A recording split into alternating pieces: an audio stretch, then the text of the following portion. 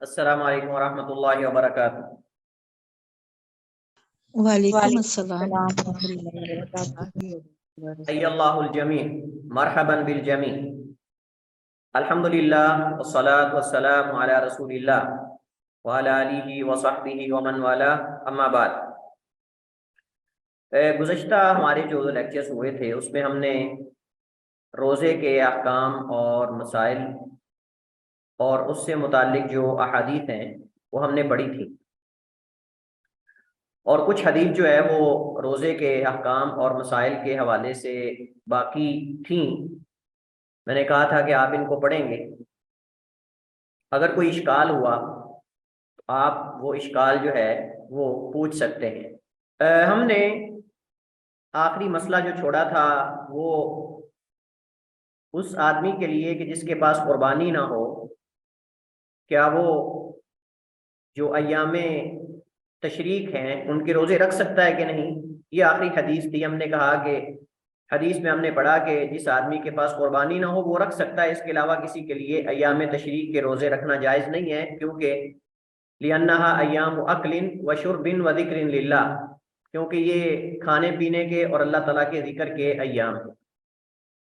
اس کے بعد جو مسئلہ عموماً ایک اشکال ہے اور لوگوں کے ہاں یہ اشکال سمجھا جاتا ہے، حالانکہ اشکال نہیں ہے، وہ ہے جمعہ کے دن روزہ رکھنے کا اور ہفتہ کے دن روزہ رکھنے کا، صرف جمعے کا اور صرف ہفتے کا روزہ رکھنا، اس کا کیا حکم ہے؟ اس حوالے سے حدیث ہے۔ میں اصل میں چاہتا تھا کہ آپ لوگ پڑھ کے آئیں، اگر کسی نے پڑھا ہوتا تو یقیناً وہ سوال کرتا، لیکن آپ نے چونکہ پڑھا نہیں ہے تو اس وجہ سے یہ اشکال اپنی جگہ پر باقی ہے۔ تو میں نے کہا کہ قبل اس کے کہ ہم اعتکاف کے اور لیلۃ القدر کے احکام اور مسائل کے حوالے سے ہم جو ہے وہ قیام کے حوالے سے کچھ مسائل پڑھیں اور اس سے متعلق حدیث کو پڑھیں، تو اس مسئلے کو حل کر لیا جائے کہ جمعہ کا روزہ جو ہے وہ اللہ کے نبی علیہ الصلوۃ والسلام نے، جیسا کہ صحیح بخاری مسلم وغیرہ میں احادیث موجود ہیں کہ آپ نے صرف جمعہ کا روزہ رکھنے سے اور صرف جمعہ کی رات قیام کرنے سے اللہ کے نبی علیہ الصلوۃ والسلام نے منع فرمایا ہے۔ اب یہ الگ ایک مسئلہ ہے کہ یہ جو نہیں ہے، کیا یہ ممانت اور نہیں کراہت کے لیے ہے یا حرمت کے لیے ہے، یعنی کیا یہ مکروہ ہے یا حرام ہے؟ تو جمہور علماء کہتے ہیں کہ جمعہ کے دن صرف روزہ رکھنا، یہ یعنی خاص کر لینا جمعہ کے دن کو، یہ مکروہ ہے، حرام نہیں، جبکہ بعض اہل ظاہر کا موقف یہ ہے کہ صیغہ نہیں جو ہے وجوب پہ وہ ممانت پہ دلالت کرتا، حرمت پہ دلالت کرتا ہے، لہذا جمعہ کے دن کو خاص کرنا روزے کے لیے یہ جائز نہیں ہے۔ سوال یہ ہے کہ جمعہ کے دن روزہ رکھنے کو کیوں منع کیا گیا ہے، روزہ رکھنے سے کیوں روکا گیا ہے، یا کراہت کیوں جو ہے وہ ذکر کی گئی ہے؟ یہ سوال آپ لوگوں سے ہے۔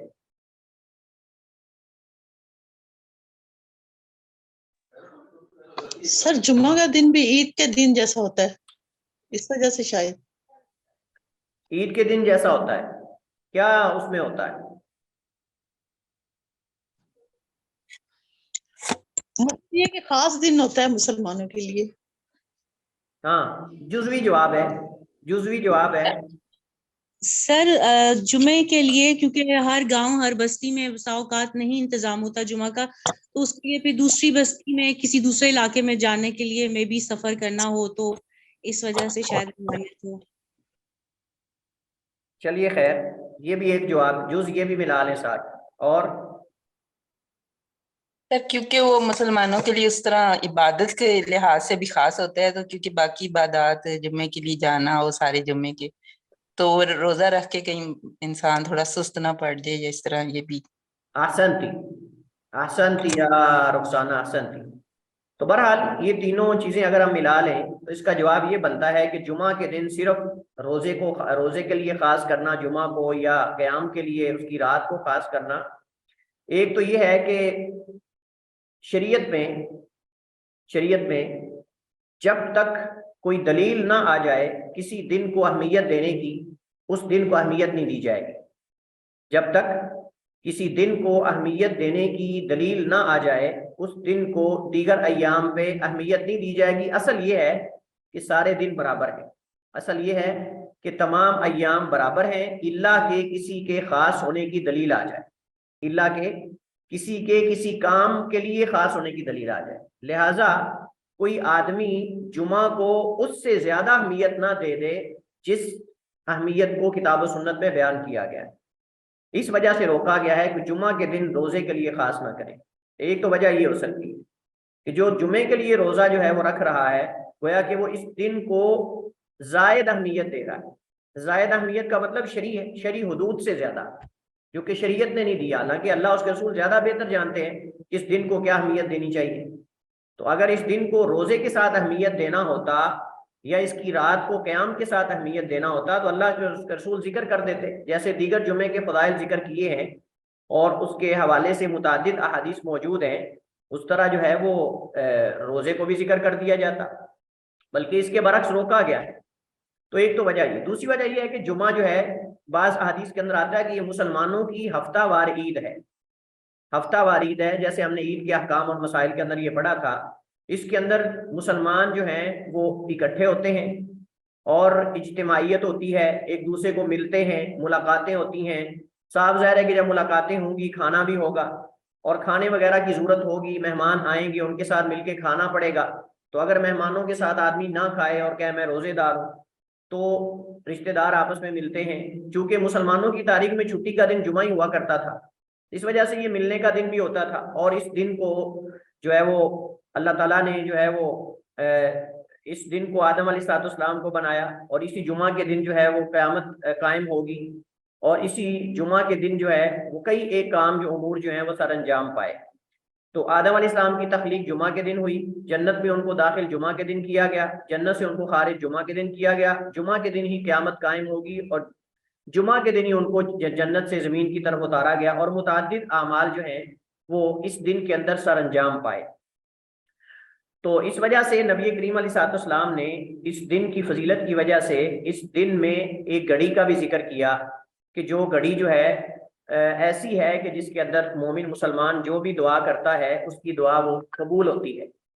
تو یہ ایک تو اجتماعیت کا دن ہے، جیسے عید کے اندر اجتماع ہوتا ہے، لوگ آپس میں ملتے ہیں. اور دوسری بات یہ کہ جمعہ کے لیے آپ جانتے ہیں کہ اول وقت میں جانے کی تاکید ہے کہ اول وقت میں جانا چاہیے، پھر دوسرے وقت میں پھر اس کی فضیلت بیان کی گئی. تو صاف ظاہر ہے کہ انسان اس کے لیے پہلے سے اہتمام کرے گا، چل کے جائے گا اور پھر جو ہے وہ جمعے کے لیے اور پھر دعا کے لیے اس نے اپنے آپ کو جو ہے وہ فارغ کرنا ہے. دیگر امور ہوتے ہیں. تو ان تمام وجوہات کی بنیاد پر جو ہے وہ جمعہ کے دن روزہ رکھنے سے منع کیا گیا ہے. اور ساتھ ہی اللہ کے نبی علیہ السلام نے فرما دیا کہ اگر کوئی رکھنا چاہتا ہے تو پھر ایک دن پہلے یا ایک دن بعد میں بھی ساتھ ملائے تاکہ اس دن کو دیگر ایام سے زیادہ اہمیت نہ ملے. یہ بات ذہن میں رہے. اصل جواب پہلا ہی ہے جو میں نے ذکر کیا کہ اس دن کو شرعی جو نصوص ہیں ان میں جو مقام دیا گیا اس سے بڑھ کر کوئی مقام نہ دے. ہر تمام ایام برابر ہیں الا کہ کسی کی کوئی فضیلت کی دلیل آ جائے. تو اصل یہ وجہ ہے. اس وجہ سے فرمایا کہ ایک دن پہلے رکھے یا ایک دن بعد میں رکھے تاکہ برابر ہو جائیں، یعنی اس کی فضیلت جو ہے وہ دیگر ایام سے روزے میں نہ ہو یا قیام کے اندر نہ ہو. کیونکہ ایک حدیث میں اللہ کے نبی صلی اللہ علیہ وسلم نے منع کیا کوئی رات جو ہے قیام کے لیے یا دن روزے کے لیے خاص کرنے کو، اللہ کی شریعت نے جو ہے اسے خاص کر دیا. ہاں اگر کسی آدمی کی عادت جو ہے وہ جمعہ کے دن آ گئی ہے، عادت کا مطلب یہ ہے ایام بیض آ گیا مثلا، یا وہ ایک دن چھوڑ کر ایک دن روزہ رکھتا ہے تو اس کا جو ہے وہ دن آ گیا جس میں وہ روزہ رکھتا ہے، تو اس اعتبار سے بھی ہو سکتا ہے. تو یہ اصل مناسبت ہے کہ جمعہ کے دن روزہ رکھنا مکروہ ہے لیکن حرام نہیں. پہلی بات تو یہ ہے، راجح یہی ہے جمعہ کے دن روزہ رکھنا مکروہ ہے، حرام نہیں. اور اگر کوئی رکھنا چاہتا ہے تو ایک دن پہلے رکھ لے یا ایک دن بعد میں رکھ لے. اور اگر کسی کی عادت کے مطابق آ جائے کہ وہ مثلا ایک دن رکھتا ہے ایک دن چھوڑتا ہے، وہ رکھے گا. یا پھر کوئی یوم عرفہ وغیرہ کا روزہ آ جائے یا یوم عاشورہ کا روزہ آ جائے تو پھر بھی رکھا جائے گا. اس صورت کے اندر پھر وہ کراہت ختم ہو جائے گی اور جواز جو ہے وہ پیدا ہو جائے گا. اس کے بعد اگلی حدیث جو ہے وہ ہفتے کے روزے کے بارے میں کہ کیا صرف ہفتے کے دن روزہ رکھ سکتے ہیں. تو اس حدیث کے اندر منع کیا گیا کہ سوائے فرضی روزے کے ہفتے کے دن کوئی روزہ نہ رکھو. لیکن اس حدیث میں اضطراب ہے اور اضطراب یہ ہے کہ اس حدیث کو جو ہے وہ حضرت بصر ابن عبداللہ رضی اللہ تعالی عنہ ان سے کبھی ان کی جو ہمشیرہ ہیں ان کی بہن بیان کرتی ہیں، کبھی جو ہے وہ اپنی پھوپھی سے بیان کرتے ہیں، مختلف قسم کی اس کے اندر الفاظ اور روایات ہیں جس میں بظاہر جو ہے وہ اضطراب ہے، اور متن کے اندر بھی اضطراب ہے۔ متن کے اندر اضطراب یہ ہے کہ اس کے اندر یہ کہا گیا ہے کہ سوائے فرضی روزے کے یعنی کوئی روزہ ہفتے کے دن نہیں رکھ سکتے۔ تو آپ جانتے ہیں کہ اس کے مقابلے کے اندر یوم عاشوراء کی فضیلت بیان کی گئی ہے، یوم عرفہ کی فضیلت بیان کی گئی ہے، اور جمعے کے دن اللہ کے نبی نے بذات خود جو ہے وہ منع کر کے اجازت بھی دی ہے کہ ایک دن آگے یا ایک دن پیچھے۔ تو صاحب ظاہر ہے کہ جب آپ نے یہ کہا کہ جمعے کا روزہ صرف نہ رکھو بلکہ ساتھ جمعے رات کا یا پھر ہفتے کا ملا لو، تو وہاں بھی تو ہفتے کا ملانا ہے، تو یہ حدیث صحیح ہے زیادہ، یہ حدیث زیادہ صحیح ہے، اور یہ اس حدیث کے خلاف ہے جو حدیث جو ہے جس میں صرف ہفتے کے روزہ رکھنے سے منع کیا گیا ہے۔ تو لہٰذا صحیح احادیث جو ہیں وہ اس حدیث کے خلاف ہے، اور یہ حدیث اس میں کلام ہے، جیسے میں نے ذکر کیا کہ اس کی سند میں بھی اضطراب ہے اور اس کے متن کے اندر بھی اضطراب ہے، جس وجہ سے علماء نے اس حدیث پہ سخت کلام کی ہے، اور اس حدیث کو بہت سارے علماء نے ضعیف قرار دیا ہے، یعنی صرف ہفتے کے روزے کے بارے میں۔ راجح یہ ہے کہ ہفتے کے روزے کے بارے میں کوئی کراہت نہیں ہے، اور نہ اس بارے میں کوئی صحیح حدیث ہے۔ جو حدیث اس بارے میں وارد ہوئی ہے اس کی سند اور متن میں اضطراب ہے۔ اور دوسری بات یہ ہے کہ اللہ کی نبی علیہ السلام نے جمعے کے دن روزے کے لیے جمعے کا دن روزے کے لیے خاص کرنے یا اس کی رات قیام کے لیے خاص کرنے سے منع کیا، اور آپ نے ساتھ فرمایا ایک دن پہلے رکھے یا ایک دن بعد میں، تو یقیناً ایک دن بعد میں ہفتہ ہی آتا ہے، تو یہ اس حدیث کے بھی خلاف ہے، اور وہ حدیث بخاری مسلم کی، اور یہ حدیث جو ہے بخاری مسلم کی نہیں ہے۔ لہٰذا اس اعتبار سے ہم یہاں جو ہے وہ اس کا جواب یہ دیں گے کہ ہفتے کے بارے میں جو حدیث وارد ہوئی ہے وہ حدیث جو ہے وہ ضعیف ہے، اس میں کلام ہے، اس کے متن میں اضطراب ہے، اس کی سند میں اضطراب ہے، اور صحیح حدیث کے خلاف ہے، لہٰذا اس حدیث کو قبول نہیں کیا جائے گا۔ اس کے بعد آخری جو مسئلہ کتاب الصوم کے جو مسائل کے اندر بیان ہوا ہے اعتکاف سے پہلے، وہ ہے کہ پوری عمر روزہ رکھنا، عمر بھر کے لیے روزہ رکھنا، یعنی آدمی جو ہے روزانہ روزہ رکھے، تو اس کو جو ہے اس کے بارے میں ممانعت وارد ہوئی، لا صام من صام الدہر او من صام کل یوم، اس طرح کے حدیث کے متعدد الفاظ ہیں کہ اس بندے کا روزہ نہ ہو جو بندہ روزانہ روزہ رکھے۔ تو علماء فرماتے ہیں لا صام من صام الدہر، کہ اس شخص کا روزہ نہ ہو جو زمانہ بھر روزہ رکھے۔ اس بارے میں دو اس کی وضاحتیں ہیں، یا تو یہ ہے کہ اس سے مراد اللہ کے نبی بد دعا کر رہے ہیں، اللہ کے نبی بد دعا کر رہے ہیں کہ اس بندے کا روزہ قبول نہ ہو، اس کا روزہ ہو ہی نہ جو بندہ روزانہ روزہ رکھ رہا ہے، یا پھر آپ خبر دے رہے ہیں اللہ تعالیٰ کی طرف سے کہ اس بندے کا روزہ نہیں ہے جو روزانہ روزہ رکھے گا۔ تو اب اس کے اندر اشکال یہ ہے کہ کیا روزانہ روزہ رکھنا یہ حرام ہے، مکروہ ہے، یا یہ جو ہے وہ جائز ہے، یہ اشکال۔ تو راجح بات یہ ہے کہ روزانہ روزہ رکھنا یہ اقرب الی الحرام ہے، حرام کے قریب ہے، حرام ہم کہہ سکتے ہیں کیونکہ وعید وارد ہوئی ہے، اور وعید یہ ہے کہ لا صام من صام الدہر، کہ اس بندے کا روزہ نہ ہو جس بندے نے زمانہ بھر کا روزہ رکھا، اور یہ وعید جو ہے یقیناً یہ حرمت کے زیادہ قریب ہے۔ ہم نے کہا کہ جب کسی کام کے بارے میں وعید وارد ہو جائے، کوئی سزا وارد ہو جائے یا بد دعا کر دی جائے، تو اس مسئلے کا حرام کے قریب ہونا زیادہ اولا ہوتا ہے بنسبت اس کے مکروہ ہونے کے۔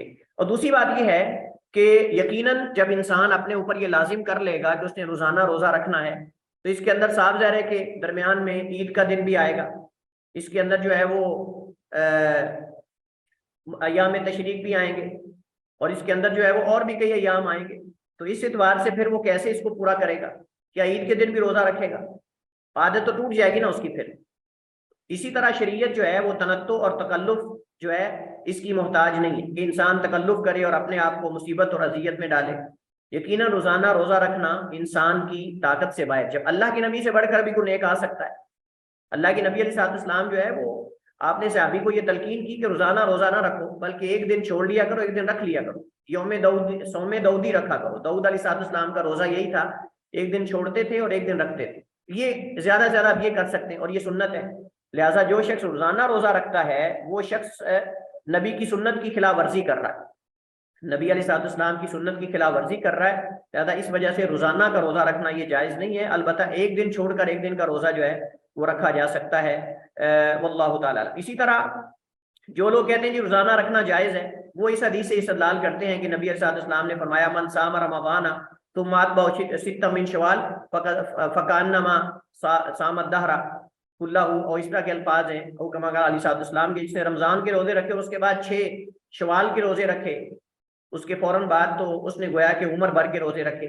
अब ये जो हदीस हमने पिछले लेक्चर में पढ़ी थी, अब बाद ने इस हदीस से इस्तेदलाल किया है कि रोज़ाना रोज़ा रखा जा सकता है, पूरी उम्र भर का रोज़ा रखना जायज़ है। लेकिन सही बात यह है कि हदीस के अंदर तो ये है कि रमज़ान के रोज़े रखने के बाद शवाल के रोज़े रखता है, लेकिन ये तो नहीं कि मुस्तकिल रखेगा, इकट्ठे रखेगा। ये तो नहीं है कि इकट्ठे 6 रखेगा, हो सकता है वो अलग अलग भी रखे, अलग अलग भी रख सकता है, उसमें तो हुक्म नहीं है कि इकट्ठे रखेगा। और दूसरी बात ये कि वो रख के 6 तो फिर क्या करेगा, क्या फिर उम्र भर के लिए रखता रहेगा, फासला तो फिर भी आ गया ना। तो इस वजह से ये मौक़िफ़ जो है वो मरजू है कि उम्र भर के लिए रोज़ा रखना, यानी रोज़ाना की बुनियाद पे बिला नागा रोज़ा रखना, ये जायज़ है, जायज़ नहीं बल्कि ये हमने कहा हराम, या अगर हराम नहीं तो कम अज़ कम जो है वो मकरूह ज़रूर है, वल्लाहु आलम। इसके साथ ही जो रोज़े से मुताल्लिक़ हदीस है मैंने उसकी वज़ाहत कर दी है, इसके बाद आप किताब से इसका तर्जुमा पढ़ेंगे और इसके मसाइल को देखेंगे इंशाअल्लाह। हमारे पास जो आज बुनियादी मसला है जिससे हम आगाज़ करेंगे वो इतिकाफ़ और क़ियामुल लैल के मसाइल। इतिकाफ़ के हवाले से मसाइल जो हैं वो हम इंशाअल्लाह वो पढ़ते हैं नोट से, उसके बाद इंशाअल्लाह अहादीस जब आएंगी तो मैं दीगर मसाइल और इस तरह तरावी और क़ियामुल लैल की इंशाअल्लाह वज़ाहत जो है वो साथ साथ कर दूंगा।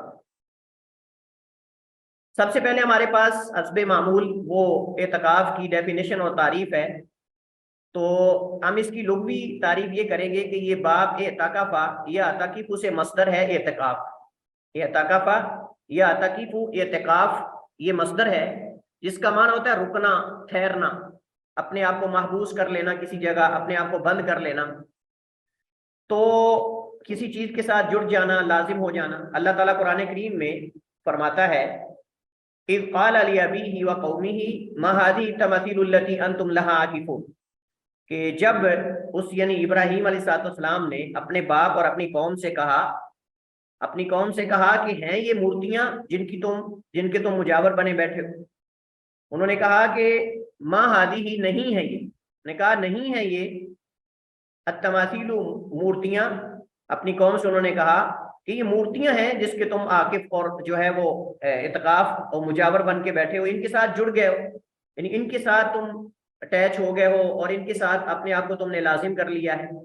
तो यहाँ तमाम माने पाए जा रहे हैं कि तुम इन मूर्तियों को, एक तो ये है कि अपने आप को तुम इनके साथ जो है वो रोक के बैठे हुए हो, अपने आप को तुमने इनकी इबादत पे महबूस कर लिया है, अपने आप को तुमने इनकी इबादत पे रोक लिया है, और इसी तरह अपने आप को तुमने इनके साथ लाजिम कर लिया है कि तुम इनके साथ जुड़ गए हो, अब तुम इसके अलावा किसी और की तरफ जा ही नहीं सकते।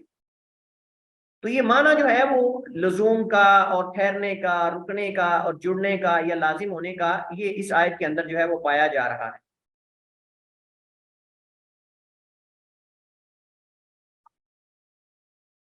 तो यहाँ जो मा हाज़ी ही है, इसका माना इस्तिफाम भी हो सकता है कि क्या है ये मूर्तियां, क्या है ये मूर्तियां जिनके तुम, यानी क्या इनका कोई फायदा है, क्या तुम्हें ये कोई फायदा देती हैं, यानी तुम्हारी बात को सुनती हैं, तुम्हारे नफा नुकसान को, यानी जिसके मालिक हैं वो, इनके पास इख्तियार है। ये असल में सवालिया निशान था कि तुम इनका जरा तारुफ कराओ कि इनकी खूबी क्या है कि तुम इनके ऊपर जो है वो मुजावर बन के बैठे हुए, इनके साथ जुड़े हुए।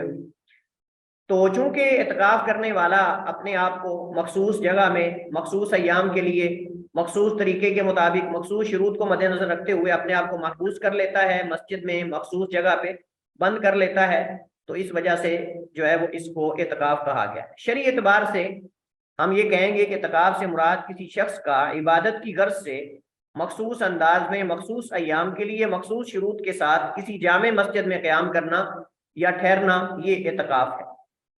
तो यहाँ सबसे पहली बात तो ये है इबादत की गर्ज से होना चाहिए, इबादत की गर्ज से होना चाहिए। लिहाजा अगर कोई बंदा किसी दूसरे मकसद के लिए अपने आप को मस्जिद में रोकता है तो ये इत्काफ नहीं होगा। मखसूस अंदाज में होना चाहिए, जो अंदाज नबी करीम अलैहिस्सलातु व तस्लीम से मरवी और मनकूल है। मखसूस अय्याम के लिए हो, बाकायदा दिन मखसूस करने चाहिए, कितने दिन का वह इत्काफ करना चाहता है, और उन शुरूत को मद्देनजर रखा जाए जो शुरूत इत्काफ के अंदर कुरान या सुन्नत में वारिद हुई है। और पांचवी बात यह है कि किसी जामे मस्जिद में, जामे मस्जिद में इत्काफ کا ہونا یہ شرط کیوں ہے؟ کیونکہ صاف ظاہر ہے کہ آدمی کا نماز باجماعت میں حاضر ہونا یہ ضروری اور لازم ہے، نماز باجماعت پڑھنا ضروری اور لازم ہے۔ اگر ایسی مسجد میں اعتکاف بیٹھے گا کہ جو جامع نہیں، جہاں نماز باجماعت نہیں ہوتی، تو صاف ظاہر ہے کہ اس کو چل کے جانا پڑے گا اس مسجد میں جہاں جماعت ہوتی ہے۔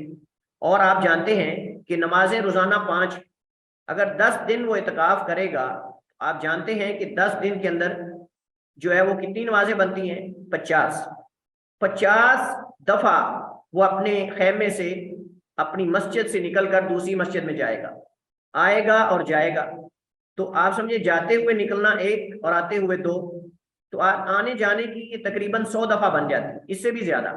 اگر جمعے کو ساتھ ملا لیں تو وہ جمعے بھی 4 آئیں گے، جمعہ بھی بلکہ کبھی 2 آ جاتے ہیں، کبھی 1 آ جاتا ہے۔ 10 دن کی ہم بات کر رہے ہیں، کبھی 2 آ جاتے ہیں، کبھی 1 آ جاتا ہے۔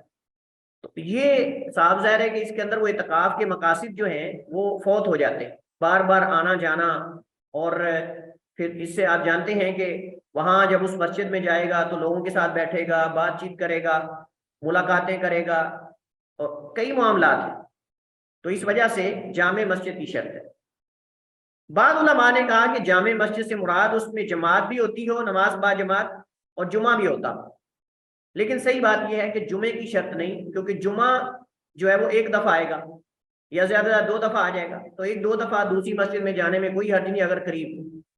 ہاں، اس صورت میں اشکال ہے کہ جب قریب کوئی جمعے کے لیے مسجد نہ ہو اور وہ کسی ایسی مسجد میں اعتکاف بیٹھ جائے جہاں صرف نمازیں ہوتی ہوں، جمعہ نہ ہوتا ہو، تو اس وقت اشکال ہے کہ اگر مسجد قریب ہے ہی نہیں اور ٹیکسی پہ جانا پڑتا ہے، تو اس بندے کا تو اعتکاف پھر گیا نا، کہ یہ ٹیکسی پہ گیا ہے جی، کدھر جا رہے ہیں جی؟ میں فلاں دوسری کالونی میں جا رہا ہوں، دوسری سوسائٹی میں جا رہا ہوں۔ کیوں جا رہے ہیں جی؟ وہاں جمعہ پڑھنے جا رہا ہوں۔ تو بھئی آپ وہاں ہی بیٹھ جائیں، جا کے اس کے قرب و جوار میں بیٹھ جائیں، اتنی دور نہ بیٹھیں کہ جمعہ کے لیے مسجد ہی کوئی قریب نہ ہو، جمعہ کے لیے کوئی مسجد ہی قریب نہ ہو۔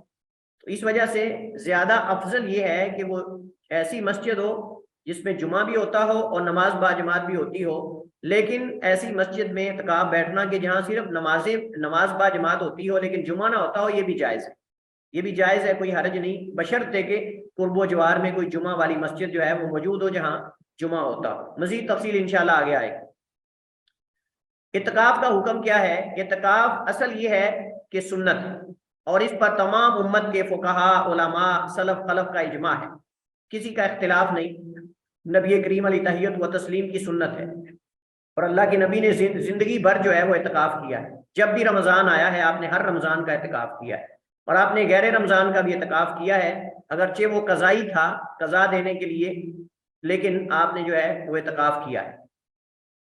ہاں، ایک صورت میں اعتکاف واجب ہو جاتا ہے جب کسی آدمی نے نظر مانی، جب کسی آدمی نے نظر مانی ہو تو نظر ماننے کی صورت میں اعتکاف واجب ہو جائے گا۔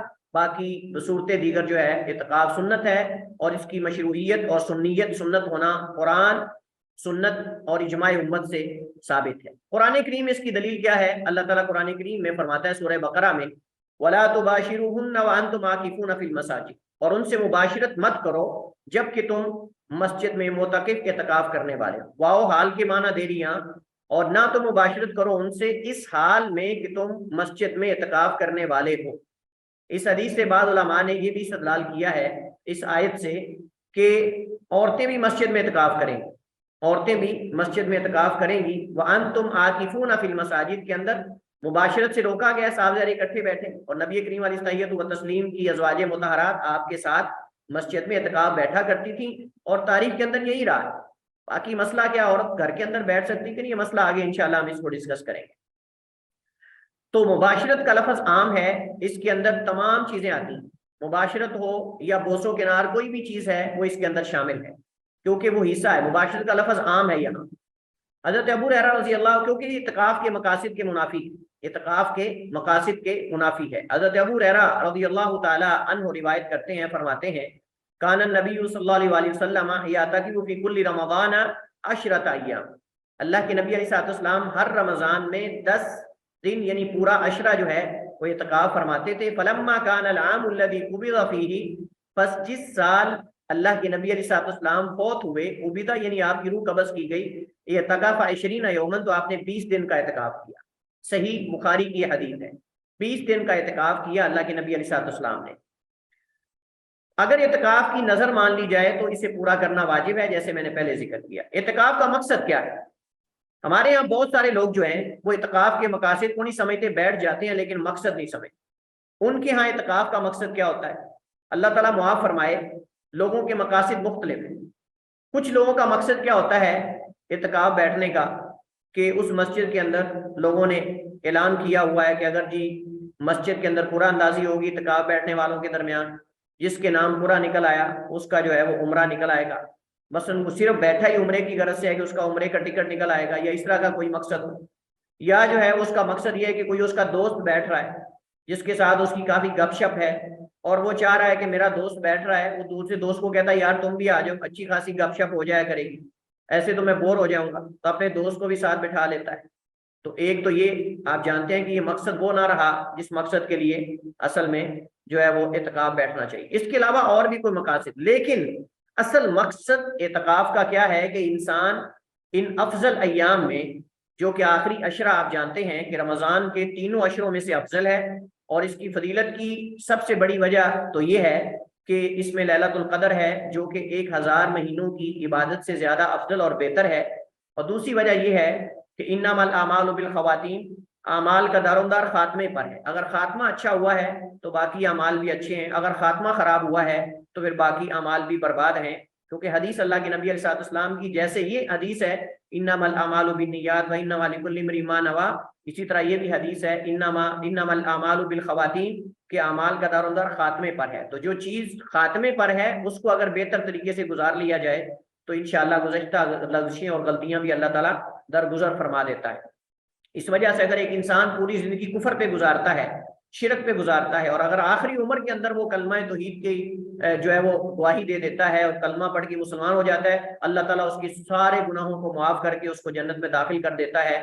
یہ ہے انما الاعمال بالخواتیم۔ کتنے لوگ ایسے ہیں کہ جو ساری زندگی کفر و شرک میں رہے، اسلام کے دشمن رہے، لیکن وفات سے کچھ لمحات پہلے کلمہ پڑھ کے وہ مسلمان ہو گئے۔ اس کے لیے قابل ذکر جو واقعہ ہے نبی کریم علیہ تحیۃ و تسلیم کا، وہ اس یہودی بچے کے بارے میں ہے کہ جو اللہ کے نبی علیہ السلام کی خدمت کیا کرتا تھا، اور اللہ کے نبی علیہ السلام کا کافی اس سے تعلق تھا۔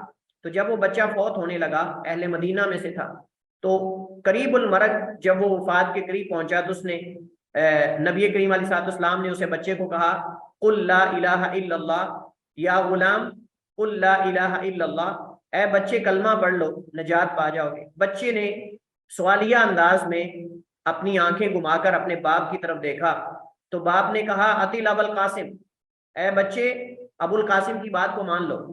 ابو القاسم نبی کریم علیہ تحیۃ و تسلیم کی کنیت ہے۔ تو جب بچے نے اپنے باپ سے پوچھا تو باپ نے آگے سے کہا کہ بیٹا محمد کریم کی بات کو مان لو۔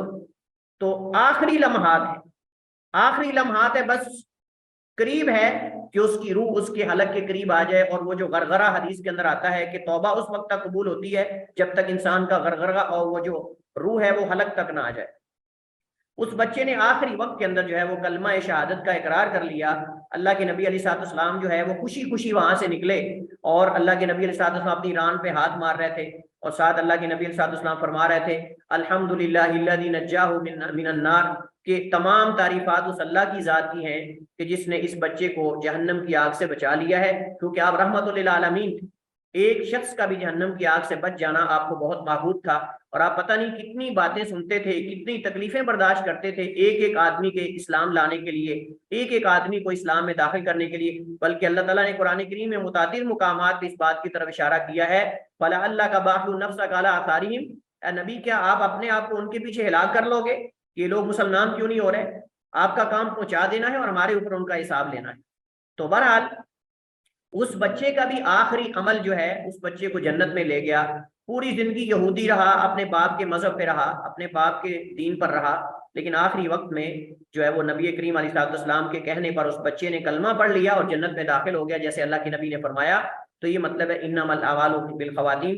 تو رمضان میں انسان کے اندر اگر آخری پہلے 2 عشروں کے اندر اگر کوئی کمی کوتاہی ہوئی ہے، کوئی سستی ہوئی ہے، تو وہ اس آخری عشرے کے اندر جو ہے اس کو پورا کر سکتا ہے۔ اور اس کا بہترین طریقہ یہ ہے کہ وہ دنیا سے کنارہ کش ہو کر، دنیا سے کٹ کر مخصوص ایام کے لیے اللہ کے گھر میں آ جائے، صاف ظاہر ہے کہ جب انسان باہر ہوتا ہے، لوگ ملنے آتے ہیں، کہیں جانا پڑ جاتا ہے، کچھ ہے، لوگوں کو بھی پتا ہوتا ہے کہ یہ باہر ہے، لیکن جب مسجد میں آ جاتا ہے اعتکاف کے لیے، لوگوں کو پتا ہے کہ بھائی وہ اعتکاف بیٹھا ہوا ہے، اب وہ دنیا سے کٹ گیا ہے، ہم نے اس کو چھیڑنا نہیں، اس کو ڈسٹرب نہیں کرنا، اس کو تنگ نہیں کرنا، لوگ پھر تعلقات محدود کر دیتے ہیں اور روابط جو ہے وہ کم کر دیتے ہیں، الا کہ خود انسان جو ہے وہ چھیڑ چھاڑ کرے اور خود لوگوں کو میسج کرے، خود لوگوں کو جو ہے وہ بات چیت کرے، تو پھر لوگوں کو بھی صاف ظاہر اجازت مل جاتی ہے، اور لوگ بھی کہتے ہیں کہ بھائی اعتکاف تو بیٹھا ہوا ہے، لیکن جب وہ خود بات کر رہا ہے تو ہم بھی کریں گے۔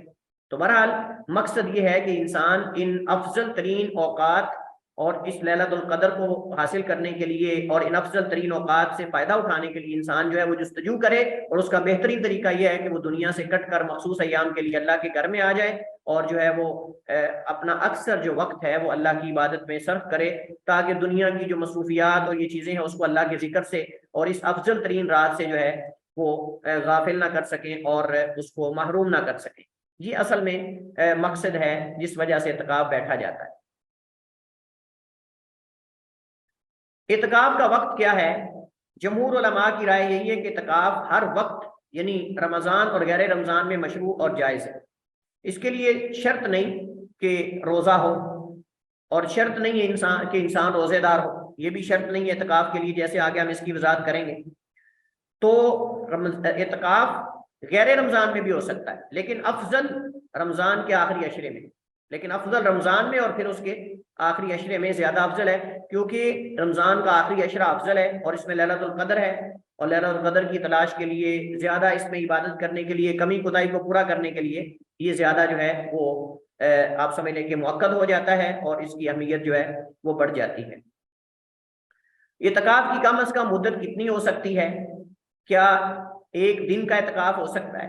کیا ایک رات کا اعتکاف ہو سکتا ہے؟ دن اور رات کا ہو سکتا ہے؟ 10 دن کا ضروری ہے یا اس سے کم بھی ہو سکتا ہے؟ تو اس میں متعدد اقوال موجود ہیں۔ پہلا قول یہ ہے کہ اعتکاف کی کم از کم مدت ایک دن ہے، ایک دن اعتکاف بھی ہو سکتا ہے، یہ بعض مالکیہ کا قول ہے، اور شافعیہ اور امام ابو حنیفہ بھی اسی کے قائل ہیں۔ دوسرا قول یہ ہے کہ اعتکاف کی کم از کم مدت ایک دن اور رات ہے، یہ مالکیہ کا مذہب ہے، ایک دن اور ایک رات یعنی پورا دن۔ تیسرا قول یہ کہ اعتکاف کی کم از کم کوئی مدت نہیں، لہٰذا اگر کوئی چند لمحات کے لیے بھی ٹھہرتا ہے اعتکاف کی نیت سے، عبادت کی نیت سے، تو یہ اس کا اعتکاف کہلائے گا۔ یہ اکثر فقہاء کا قول ہے۔ اب اس میں راجح کیا ہے؟ ہم نے تو دلیل کو دیکھنا ہے نا، ہم نے یہ تو نہیں دیکھنا کہ اکثر کا قول کیا ہے اور فلاں فلاں کا قول کیا ہے، یا اس طرف تو فلاں امام ہے، ہم نے دلیل کو دیکھنا ہے۔ تو ہمارے پاس جو دلیل ہے سنت میں، صحیح سنت میں، وہ ایک کم از کم ایک دن اور ایک رات کی، کم از کم ایک دن اور ایک رات یعنی پورا ایک دن جس کے اندر رات بھی آتی ہے۔ اس سے کم شریعت میں کوئی دلیل نہیں ملتی ہمیں، کیونکہ ایسے تو پھر لغوی اعتبار سے تو چند لمحات کے لیے بھی کوئی اپنے آپ کو مسجد میں روک لیتا ہے تو اعتکاف ہوگا، لیکن ہم شرعی اعتکاف کی بات کر رہے ہیں جس کی جو ہے وہ دلیل سنت میں موجود ہے۔ اب اس کی کیا دلیل ہے؟ ایک دن اور ایک رات جو ہے وہ اعتکاف ہو سکتا ہے۔ سیدنا عمر فاروق رضی اللہ تعالیٰ عنہ کا جو سوال ہے اللہ کے نبی سے اور ان کا نظر ماننا، حضرت عبداللہ ابن عمر رضی اللہ تعالیٰ عنہ ہماری روایت کرتے ہیں، اپنے والد سیدنا عمر بن خطاب کے بارے میں بیان کرتے ہیں، امیر المومنین کے بارے میں، ان عمر قال، حضرت عمر رضی اللہ تعالیٰ عنہ نے فرمایا، یا رسول اللہ، اے اللہ کے رسول، انی نذرت فی الجاہلیہ، میں نے جاہلیت میں نظر مانی، کس چیز کی؟ ان اعتکف لیلۃ فی المسجد الحرام، کہ میں ایک رات مسجد حرام میں اعتکاف کروں گا۔ ان اعتکف لیلۃ، قال اوفی بنذرک، قال اوفی بنذرک، سوری جو میں نے راجے کہا ہے نا، راجے کے اندر کم از کم مدت ایک دن یا ایک رات، ایک دن یا ایک رات، میں سمجھ رہا تھا حدیث کے اندر دن اور پورے دن کا ذکر ہے، تو حدیث میں لیلہ کا ذکر ہے، تو راجے بھی یہی ہے، لکھا بھی اوپر یہی ہوا ہے، لیکن میں اصل میں حدیث کے حساب سے دیکھ رہا تھا، تو راجے یہی کم از کم ایک دن یا ایک رات والا موقف جو ہے یہ درست ہے، کیونکہ حدیث میں لیلہ کا ذکر ہے۔ حضرت عمر رضی اللہ تعالیٰ عنہ نے فرمایا، ان اعتکف لیلۃ فی المسجد الحرام، کہ میں نے یہ نظر مانی ہے جاہلیت میں، یا نظر مانی تھی کہ میں ایک رات کا اعتکاف کروں گا مسجد حرام۔ قال، تو اللہ کے نبی نے فرمایا، اوفی بنذری کا، اپنی نظر کو پورا کریں۔ تو لہٰذا ایک رات کا اعتکاف بھی ہو سکتا ہے، ایک دن کا اعتکاف بھی ہو سکتا ہے۔ لیلہ کا اطلاق دن اور رات دونوں پر بھی ہوتا ہے، اور لیلہ کا اطلاق جو ہے وہ اس پر صرف دن پر بھی ہوتا ہے، صرف رات پر بھی ہوتا ہے۔ لفظ لیلہ جو ہے جیسے یوم، اسی طرح لیلہ، یہ عربی زبان کی وسعت ہے۔ چھٹا مسئلہ ہمارے پاس ہے معتکف، معتکف میں کب داخل ہوگا؟ معتکف میں کب داخل ہوگا. معتکف اسم فاعل ہے اور معتکف اسم مفعول ظرف ہے کہ اسم فاعل مطلب اعتکاف کرنے والا اپنے خیمے میں کب داخل ہوگا. یہ ہمارے یہاں بڑا ایشو ہے, یہ مسئلہ اٹھایا جاتا ہے ہر سال, تو مختلف آراء آتی ہیں. آج اس کو بھی ہم ذرا حل کر لیتے ہیں کہ اس میں راجح کیا ہے. تو فقہا کے اس میں دو قول ہیں. پہلا موقف یہ ہے کہ 21ویں کی رات غروب شمس سے قبل وہ کیا کرے گا, خیمے میں داخل ہوگا. 21ویں رات غروب شمس سے قبل خیمے میں داخل ہوگا. یہ جمہور اہل علم کا قول. ان کی دلیل کیا ہے؟ حضرت ابو سعید خدری رضی اللہ تعالی عنہ کی روایت ہے, وہ بیان کرتے ہیں کہ رسول کریم علیہ تحیت و تسلیم نے فرمایا انی اعتکفت العشر الاول, بے شک میں نے پہلے عشرے کا اعتکاف کیا. التمس هذه اللیلہ, التمس هذه اللیلہ, اس لیلہ یعنی رات کو تلاش کرنے کے لیے. یہ اس وقت کی بات ہے جب نبی کریم علیہ السلام کو بتایا نہیں گیا تھا کہ آخری عشرے میں. یہ حدیث اس وقت کی ہے کہ جب نبی کریم علیہ السلام کو یہ بتایا نہیں گیا تھا کہ جو لیلۃ القدر ہے وہ آخری عشرے میں اس کی طاق راتوں میں ہے یا آخری عشرے میں ہے. تو اللہ کے نبی صلی اللہ علیہ وسلم پورے رمضان میں اس رات کی تلاش کے لیے آپ ایک ایک عشرہ کر کے بیٹھے. اللہ کے نبی صلی اللہ علیہ وسلم پہلے عشرے میں بیٹھے. آپ نے فرمایا کہ میں نے اعتکاف بیٹھا ہوں لیلۃ القدر کی تلاش میں لیکن نہیں مل سکی. ثم اعتکفت العشر الاوسط, پھر میں نے جو ہے وہ دوسرے عشرے کا اعتکاف کیا, پھر میں نے درمیانے عشرے کا یعنی دوسرے کا اعتکاف کیا. ثم اتیت فقیل علی, پھر میرے پاس فرشتہ آیا یا میرے پاس وحی آئی یا مجھے کہا گیا, میرے پاس فرشتہ آیا اور وحی آئی یا مجھے لایا گیا. فقیل علی, اور مجھے کہا گیا انہا فی العشر الاواخر, کہ یہ آخری عشرے میں ہے. فمن احب منکم ان یعتکف فلیعتکف, تو جو تم میں سے اعتکاف کرنا چاہے میرے ساتھ وہ کر لے. فاعتکف الناس معه, تو لوگوں نے اللہ کے نبی علیہ السلام کے ساتھ اعتکاف کیا. تو اس سال یعنی جس سال اللہ کے نبی علیہ السلام کو یہ بعد میں جا کے بتایا گیا کہ جو لیلۃ القدر ہے وہ آخری عشرے میں, اس سال اللہ کے نبی نے پورا رمضان اعتکاف کیا. پہلا عشرہ اعتکاف کیا, نہ مل سکی رات. دوسرا عشرہ اعتکاف کیا, نہ مل سکی. پھر آپ کو بتایا گیا کہ لیلۃ القدر جو ہے وہ آخری عشرے میں. تو اب چونکہ آپ صحابہ کو 2 عشرے اعتکاف کروا چکے تھے تو آپ نے سمجھا کہ شاید ان پر مشقت نہ ہو, تو اللہ کے نبی علیہ السلام نے جو ہے وہ صحابہ کرام کو خطاب کر کے فرمایا کہ میں نے پہلے عشرے کا اعتکاف کیا, میرا مقصد اس رات کو تلاش کرنا تھا لیکن نہیں مل سکی. پھر دوسرے عشرے کا کیا لیکن نہ مل سکی. پھر میرے پاس کوئی آدمی لایا گیا, ثم اتیت, پھر میں لایا گیا یا میرے پاس کوئی آدمی لایا گیا, دونوں طرح اس کا ترجمہ درست ہے. آخر میں جب نبی کریم علیہ تحیت و تسلیم کے لیے یہ واضح کر دیا گیا کہ لیلۃ القدر آخری عشرے میں, آپ نے صحابہ کو اختیار دے دیا کہ اب لازم نہیں تمہارے اوپر, جو تم میں سے بیٹھنا چاہے وہ بیٹھ جائے, لیکن یہ ہے کہ اب مجھے بتا دیا گیا کہ آخری عشرے میں لیلۃ القدر ہے. اور صحابہ کرام نے پھر اس فضیلت کو پانے کے لیے نبی کریم علیہ السلام کے ساتھ اعتکاف کیا. شیخ الاسلام ابن تیمیہ رحمہ اللہ تعالیٰ اس حدیث کے بارے میں فرماتے ہیں پس رسول اللہ صلی اللہ علیہ وسلم نے واضح کر دیا کہ جو آخری عشرے کا اعتکاف کرے تو وہ 21ویں رات کا بھی اعتکاف کرے. وہ کہتے ہیں کہ چونکہ عشرے کا آغاز رات سے ہوتا ہے, عشرے کا آغاز رات سے ہوتا ہے, بالکل ایسے جیسے ہم رمضان کی جب چاند نظر آتا ہے تو اس کی جو پہلی رات ہوتی ہے اس میں ہم تراویح پڑھتے ہیں. آپ کو پتا ہے کہ وہ اگلے دن کی رات پہلے آتی ہے. جمعے کی رات یعنی جمعے کی رات کا مطلب جمعے رات کی رات جو ہوتی ہے, تو جمعے کی رات یعنی جمعے سے پہلے جو رات آتی ہے اس کو ہم جمعے کی رات کہتے ہیں. تو اس طرح یقیناً جب دوسرا عشرہ شروع ہوگا تو 21ویں رات جو ہے یہ اگلے عشرے میں آئے گی, نہ کہ پچھلے عشرے میں آئے گی. 21ویں رات جو ہے یہ اگلے آخری عشرے میں آئے گی.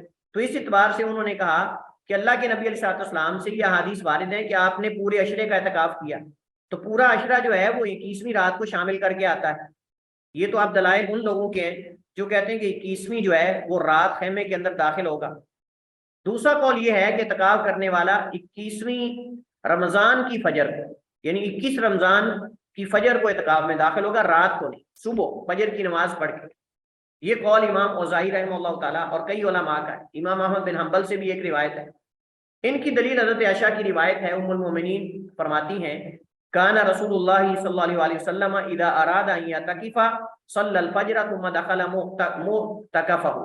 अल्लाह के नबी अलैहिस्सलाम जो हैं वो जब आप एतकाफ का इरादा फरमाते तो आप फजर की नमाज पढ़ते और फिर अपने खेमे में दाखिल हो जाते, यही एतकाफ की जगह। अब हमारे सामने दो मौक़िफ़ हैं, लेकिन हम कहेंगे कि अब साफ ज़ाहिर है कि हज़रत आयशा की हदीस भी सही है और वो पहली हदीस भी सही है, तो हम अगर एक मौक़िफ़ को लेते हैं और दूसरे को छोड़ देते हैं, हदीसें दोनों सही और सेहत में भी बराबर है, मतलब ये है कि वो भी सही में है और ये भी सही में है। अब हम एक हदीस को अगर लेते हैं दूसरी को छोड़ते हैं तो ये गोया कि एक हदीस पर अमल कर लेना और दूसरी को छोड़ देना है, और ऐसा नहीं होना चाहिए। हमें या तो जमा की सूरत निकालनी चाहिए, अगर वो मुमकिन हो तो फिर हम देखेंगे कुव्वत में ज्यादा कौन सी है, तो कुव्वत में तो बराबर है, वो भी सही में है ये भी सही में है, तो हम फिर इसको जमा करेंगे। और जमा का जो सूरत निकाली गई है वो ये है कि वो ऐसा करें कि वो 21वीं रात मस्जिद में आ जाए, मस्जिद में गुजारे, क्योंकि ताक रातों में उसने लैलतुल कद्र को तलाश करना है। तो अगर वो 21वीं रमजान की फजर को मस्जिद में जाएगा तो वो 21वीं रात तो उसे रह गई ना, 21वीं रात का तो वो क़याम ना कर सका और इत्काफ ना कर सका, तो लिहाजा अशरा पूरा नहीं होगा इस तरह। तो हम कहेंगे कि वो मस्जिद में आ जाए और मस्जिद में सारी रात रहे, लेकिन खेमे में अगले दिन 21 की फजर को दाखिल हो जाए, तो दोनों हदीसों पे अमल हो जाएगा। एक तो उसने मस्जिद के अंदर बैठा और इबादत की और मस्जिद में ही रहा, और दूसरा यह है कि वो 21 को खेमे में दाखिल हो गया, तो इस तरह करके दोनों चीज़ों को जमा कर सकता है, और ये दोनों हदीस की जमा की सूरत है। तो मैं दोबारा इसको यहाँ से पढ़ देता हूँ कि मोतकिफ जो है 21वीं की रात मगरिब से पहले, क्योंकि रात का आगाज मगरिब से पहले सूरज गुरूब होने के साथ ही शुरू हो जाता है, तो वो ऐसा करे इफ्तारी मस्जिद में आके करे। हाँ, अगर किसी ज़रूरी काम की वजह से वो अगर मगरिब तक लेट हो गया तो मगरिब की नमाज के बाद फौरन फिर दोबारा घर ना जाए, ये असल में है, यहाँ से इत्काफ उसका शुरू हो गया। मोतकिफ 21 की रात मगरिब से पहले मस्जिद में आ जाए और 21वीं की रात मस्जिद में ही गुजारे, 21 की फजर पढ़ के हदीस आयशा के मुताबिक खेमे में दाखिल हो जाए। इस तरह दोनों अहादीस पर अमल हो जाएगा। और उलमा ने जिक्र किया है कि अल्लाह के नबी अलैहिस्सलाम ने भी ऐसा ही किया था कि आप जो है वो मस्जिद में रहे। हज़रत आयशा ने खेमे में दाखिल होने का जिक्र बताया कि अल्लाह के नबी अलैहिस्सलाम खेमे में फजर की नमाज पढ़ के दाखिल होते थे, लेकिन उसके अंदर ये नफी नहीं कि आप रात को मस्जिद में रहें, इस चीज़ की नफी तो नहीं है। वल्लाहु आलम, तो राजे यही है जो हमने जमा की सूरत निकाली है।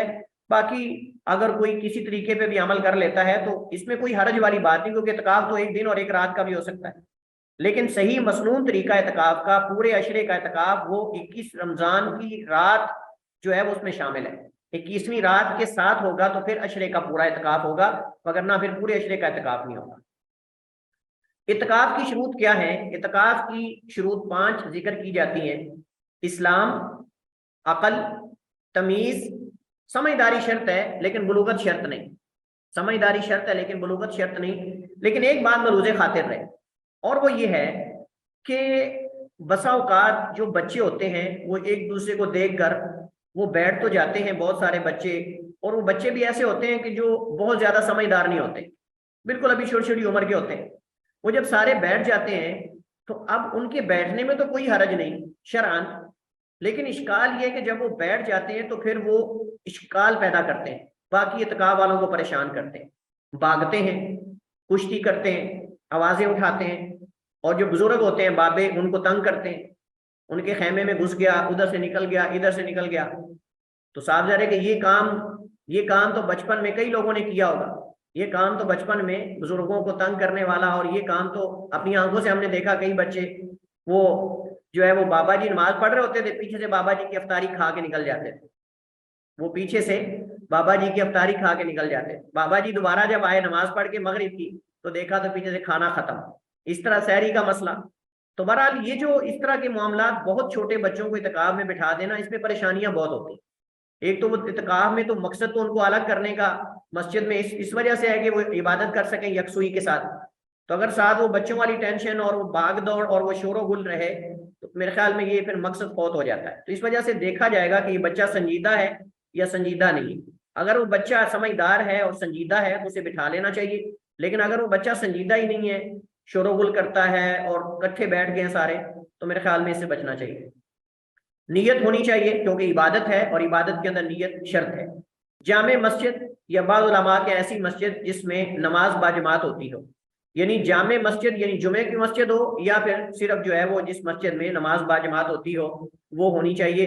دونوں میں سے یا تو دونوں ہوں یا پھر ایک کا مطلب یہ ہے کہ وہ صادر جمعہ کے لیے ہوگی تو اس کے اندر نماز باجماعت بھی ہوتی ہوگی، اور اگر نماز باجماعت ہوتی جمعہ نہیں ہوتا تو پھر بھی جائز ہے، لیکن افضل یہ ہے کہ دونوں چیزیں ہوں تو یہ زیادہ بہتر، جیسے میں نے وضاحت۔ کیا اعتکاف کے لیے معتکف کا روزے دار ہونا شرط ہے؟ اس مسئلے میں فقہاء کے 3 قول ہیں۔ بعض علماء کہتے ہیں کہ اعتکاف کے لیے روزہ شرط نہیں، یہ شافعیہ، حنابلہ اور ظاہریہ کا مذہب ہے۔ دوسرا قول یہ کہ واجب اعتکاف کے لیے روزہ شرط ہے لیکن نفلی اعتکاف کے لیے نہیں، یہ حناف کا موقف ہے۔ تیسرا قول یہ ہے واجب اعتکاف کا مطلب یہ ہے کہ نظر کا اعتکاف، اس نے نظر مانی، اس نے نظر مانی ہے تو اس صورت میں روزہ رکھے گا، اور اگر نظر نہیں مانی تو پھر نہیں رکھے گا۔ لیکن یہ فرق پتہ نہیں کیوں کیا گیا، یہ تو ان سے پوچھا جائے گا۔ تیسرا قول یہ کہ ہر قسم کے اعتکاف کے لیے روزہ شرط ہے، یہ مالکیہ کا مذہب ہے اور بعض شافعیہ کا قول ہے۔ شیخ الاسلام ابن تیمیہ اور علامہ ابن القیم رحمہ اللہ تعالی انہوں نے بھی اس موقف کو جو ہے وہ اختیار کیا ہے۔ اب سبب اختلاف کیا ہے؟ سبب اختلاف یہ ہے کہ رسول کریم علیہ السلام سے صرف رمضان میں ہی اعتکاف کرنا ثابت ہے، بس جس کے ہاں اعتکاف اور روزہ ایک دوسرے سے جڑے ہوئے ہیں اس کے نزدیک روزہ شرط ہے، اور جس کے نزدیک یہ محض اتفاق تھا، یہ محض اتفاق تھا کہ آپ نے رمضان کے اندر اعتکاف کیا ہے، تو اس کے ہاں جو ہے وہ روزہ جو ہے وہ شرط نہیں ہے، بلکہ دونوں الگ الگ عبادات ہیں، دونوں کو جو ہے وہ جمع کرنے کی جو ہے وہ شرط لگانا یہ درست نہیں ہے۔ پہلا موقف جو ہے وہ راجح ہے کہ اعتکاف کے لیے روزہ شرط نہیں، کیونکہ رسول کریم علیہ السلام نے حضرت عمر بن خطاب رضی اللہ تعالیٰ عنہ کو نظر پورا کرنے کی اجازت دی ہے، لیکن ساتھ روزے کا حکم نہیں دیا کہ تم روزہ بھی ساتھ رکھنا، جیسے حناف فرق کر رہے ہیں۔ حناف کہتے ہیں جی اگر واجب اعتکاف ہو تو پھر روزہ بھی رکھے گا، لیکن حضرت عمر کو تو آپ نے نہیں کہا کہ تم جو ہے وہ اعتکاف بھی کرو ساتھ روزہ بھی رکھو۔ اگر وہ کہیں جی وہ تو رات کو ہے تو رات اور دن کا کر لیں تو رات کی نظر پوری ہو جائے گی، رات کی نظر مانی ہو تو دن کا پورا ہو جائے گا، اصل میں تو اس میں کوئی حرج والی بات نہیں ہے۔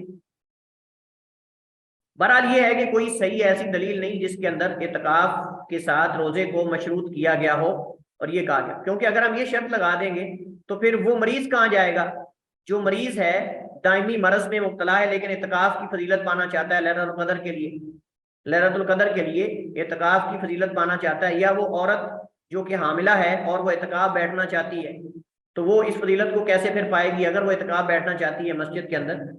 تو اس صورت میں صاف ظاہر ہے کہ یہ لوگ تو پھر اعتکاف نہیں بیٹھ سکتے اگر ہم روزے کی شرط لگا دیں گے تو، یعنی جو اصحاب اعذار ہیں جن کے پاس روزہ چھوڑنے کا عذر ہے، جیسے بزرگ ہیں، بوڑھی زیادہ عمر کے بوڑھے لوگ، ان کے لیے روزہ چھوڑنا فدیہ دے کر، کفارہ دے کر وہ اجازت ہے، تو کیا وہ بھی ہم کہیں گے پھر اعتکاف نہیں بیٹھیں گے؟ تو یقیناً جو ہے وہ یہ موقف کے روزہ ضروری ہے اعتکاف کے اندر، یہ مرجوح ہے، اور راجح موقف یہی ہے کہ روزہ ضروری نہیں، کیونکہ دونوں مستقل الگ الگ عبادات۔ اور تیسری بات یہ ہے کہ نبی کریم علیہ السلام نے 1 سال رمضان کی بجائے شوال میں اعتکاف کیا ہے، لیکن ساتھ روزے رکھنا ثابت نہیں کہ آپ نے روزے بھی رکھے۔ تنبیہ: اگر کسی نے اعتکاف اور روزے کی نظر مانی ہو تو اس پر دونوں کو جمع کرنا واجب ہو، اس کی طرف احناف کا شاید اشارہ ہے، اس کی طرف احناف کا شاید اشارہ ہے، یہ ہو سکتا ہے ہمارا حسن ظن ہے کہ یہی ان کا اس کی طرف اشارہ ہے۔ اگر ایک آدمی نے دونوں چیزوں کی نظر مانی کہ روزہ بھی رکھے گا اور اعتکاف بھی کرے گا تو پھر واجب ہوگا، ورنہ ضروری نہیں۔ کیا اعتکاف کے لیے مسجد شرط ہے؟ جمہور علماء کے ہاں اعتکاف کے لیے مسجد شرط ہے، اور وہ بھی ایسی مسجد جس میں جماعت ہوتی ہو، اور بعض کے ہاں جامع ہو یعنی جمعہ ہوتا ہو۔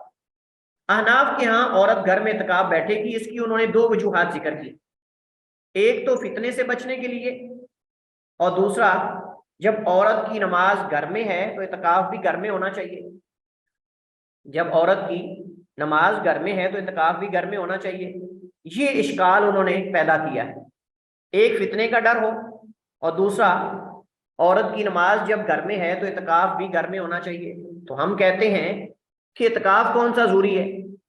اعتکاف کون سا ضروری ہے؟ جب عورت کے لیے نماز با جماعت لازم نہیں، جب عورت کے لیے نماز با جماعت لازم نہیں اور وہ چھوڑتی ہے نماز با جماعت نہیں پڑھتی اور گھر کے اندر نماز پڑھتی ہے۔ اچھا، نماز با جماعت جو مردوں کے لیے فرض ہے وہ عورت چھوڑ دیتی ہے، تو جو اعتکاف سنت ہے اگر وہ چھوڑ دے گی تو کیا ہو جائے گا؟ یہ بڑا اہم پوائنٹ ہے، ذرا توجہ کے ساتھ سنیے گا۔ یہ جواب ہے، وہ کہتے ہیں جی عورت جب نماز گھر میں پڑھتی تو اعتکاف کیوں نہیں؟ ہم نے کہا کہ اللہ تعالیٰ نے اعتکاف کا ذکر قرآن میں کیا ہے کہ مسجد میں ہوگا. اللہ تعالیٰ نے جب ابراہیم علیہ السلام، ابراہیم اور اسماعیل علیہ السلام نے بیت اللہ کی تعمیر کی تو اس سے پہلے اللہ تعالیٰ نے فرمایا ان طہر بیتی للطائفین والعاکفین والرکع السجود، کہ تم دونوں میرے گھر کو پاک کرو طواف کرنے والوں کے لیے اور والعاکفین اعتکاف کرنے والوں کے لیے. اب یہاں حکم مردوں اور عورتوں دونوں کے لیے، اعتکاف کرنے والے اور طواف کرنے والے. یا تو آپ یہ کہہ دیں کہ عورتیں طواف نہیں کر سکتی بیت اللہ کا چونکہ فتنے کا ڈر ہے، تو وہاں اعتکاف کا بھی تو ذکر ہے. والعاکفین یعنی آپ جمع کے صیغے سے طواف عورتوں کے لیے ثابت کر لیتے ہو لیکن اعتکاف کیوں نہیں کرتے؟ آگے بھی تو والعاکفین ہے، وہ بھی جمع کا صیغہ ہے اور اس کے اندر مرد اور دونوں شامل ہیں. لہذا اعتکاف اور طواف دونوں اکٹھے ذکر ہیں. طواف مرد بھی کرتے ہیں، عورتیں بھی کرتی ہیں، اور اس طرح اعتکاف ہوگا. ہم کہتے ہیں کہ اگر فتنے کا ڈر ہے تو بیٹھے ہی نہ، پھر بیٹھے ہی نہ. سنت ہے اس پہ اگر ممکن ہو تو عمل کر لے. جب فرض چھوڑ رہی ہے جو مردوں کے لیے واجب ہے نماز باجماعت، تو کیا سنت نہیں چھوڑ سکتی؟ یہ اس اشکال کا جواب ہے. اور اگر ممکن ہو کبھی تو بیٹھ جائے، جیسے بعض مساجد کے اندر باقاعدہ اہتمام ہوتا ہے اور گھروں کے قریب جو مساجد ہوتی ہیں خواتین بیٹھ جاتی ہیں اور الگ ان کا ایک کمرہ ہوتا ہے، سارا نظام بالکل علیحدہ ہوتا ہے اور وہاں خواتین انتظام و اسلام سنبھال رہی ہوتی ہیں. بات یہ ہے کہ افسوس کی بات یہ ہے کہ ان احباب نے اس فتنے کا نام لے کر عورتوں کو نماز باجماعت مسجد میں جانے سے روک دیا، مسجد میں جانے سے روک دیا عورتوں، جس کا نقصان یہ ہوا کہ عورتیں گھر میں ٹوٹی پھوٹی نمازیں پڑھتی رہتی ہیں جیسے ان کو کوئی بتاتا ہے. جب کبھی حج عمرے پہ جاتی ہیں تو وہاں ان کو یہ پتہ نہیں ہوتا کہ امام کے ساتھ پیچھے رہی کی نماز کیسے پوری کرنی، نماز پڑھنے کا طریقہ ہی نہیں آتا ان کو. زندگی بھر بوڑھی ہو جاتی ہیں لیکن نماز غلط پڑھ رہی ہوتی، کیونکہ نہ کبھی مسجد میں جائیں، نہ امام کو کبھی دیکھ سکیں، نہ ساتھ والی خواتین کو دیکھیں کہ وہ صحیح نماز کیسے پڑھی جاتی. تو یہ بہت بڑا اشکال ہے. اللہ کے نبی علیہ السلام کے پیچھے صحابیات جایا کرتی تھیں کبھی کبھی، اور جو ہے وہ کبھی نہیں بھی جاتی تھی تو وہ جا کر نماز سیکھتی تھی. اللہ کے نبی علیہ السلام کی جو آگے مرد ہوتے تھے ان کو دیکھ کر وہ نماز پڑھتی تھی، پیچھے کھڑی ہوتی تھی خواتین.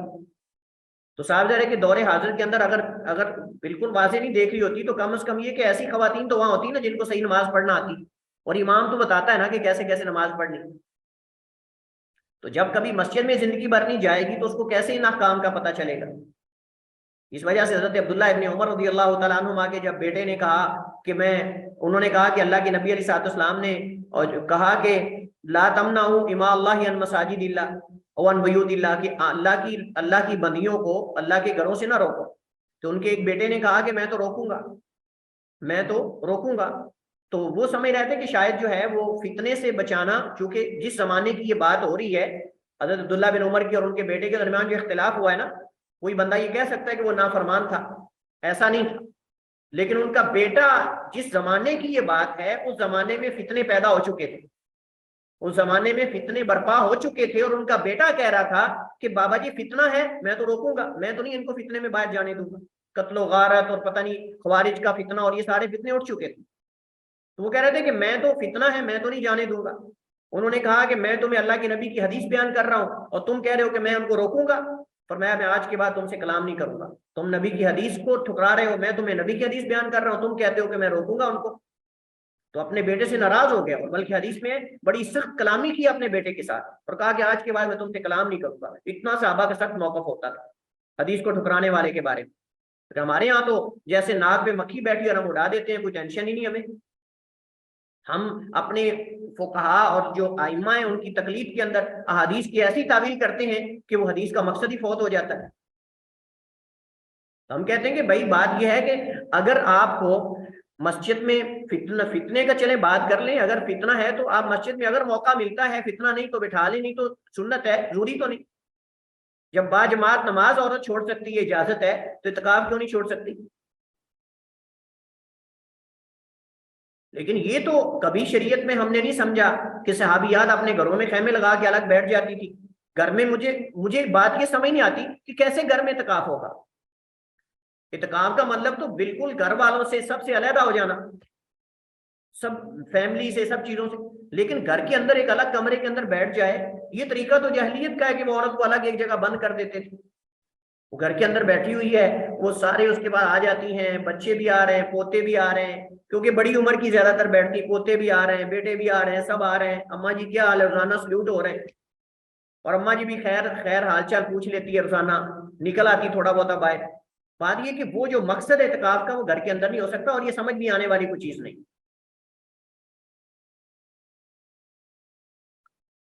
اور تیسری بات یہ ہے کہ جب مسجد میں سارے بیٹھیں گے تو ایک ماحول بنتا ہے، ایک عبادت کا ماحول بن جاتا ہے، سارے ایک دوسرے کو دیکھ کر عبادت کرتے ہیں. لیکن گھر کے اندر اگر عورت خیمہ لگا کے بیٹھ جائے گی اکیلی تو کیا عبادت کا ماحول بنے گا؟ وہ مائی سوئی رہے گی، وہ مائی سوئی رہے گی، نیند ہی پوری کرے گی، صبح کو حال چال معلوم کرے گی گھر والوں کا، اور رات کو سوئی رہے گی.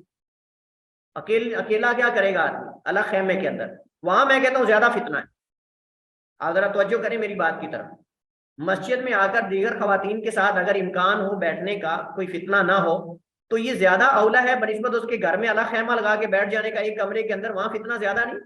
آج کل تو چور گھس جاتے ہیں، چور آ جاتے ہیں، ڈکیتی کرنے والے آ جاتے ہیں، ہو سکتا ہے وہ آ کے مائی کو پھینٹی لگا جائیں، اللہ تعالیٰ معاف فرمائے. تو یہ بھی تو ہو سکتا ہے. تو یہ بھی ذرا ذہن میں رکھنا چاہیے، یہ فتنہ نہیں ہے. بہرحال ہم کہتے ہیں کہ سنت اگر وارد ہوگی ہے تو سنت کا اہتمام کرنا چاہیے. نبی کریم علیہ الصلوۃ والسلام کی ازواج مطہرات اللہ کے نبی کے ساتھ اعتکاف کرتی رہیں. ہاں ایک سال ایسا ہوا کہ انہوں نے ضد میں آ کر، یعنی ہر ایک نے دوسری کو دیکھ کر، جو سوتنوں کا آپس میں مسئلہ ہوتا ہے غیرت کا، ایک دوسری کو دیکھ کر خیمے لگا لیے. حضرت عائشہ نے اجازت مانگ لی، آپ نے ان کو دے دی. حفصہ آئی، انہوں نے بھی اجازت مانگی، آپ نے دے دی. اس طرح پھر جب آپ مسجد میں آئے تو دیکھا سارے خیمے خیمے. آپ نے کہا یہ سارے خیمے کس کے ہیں؟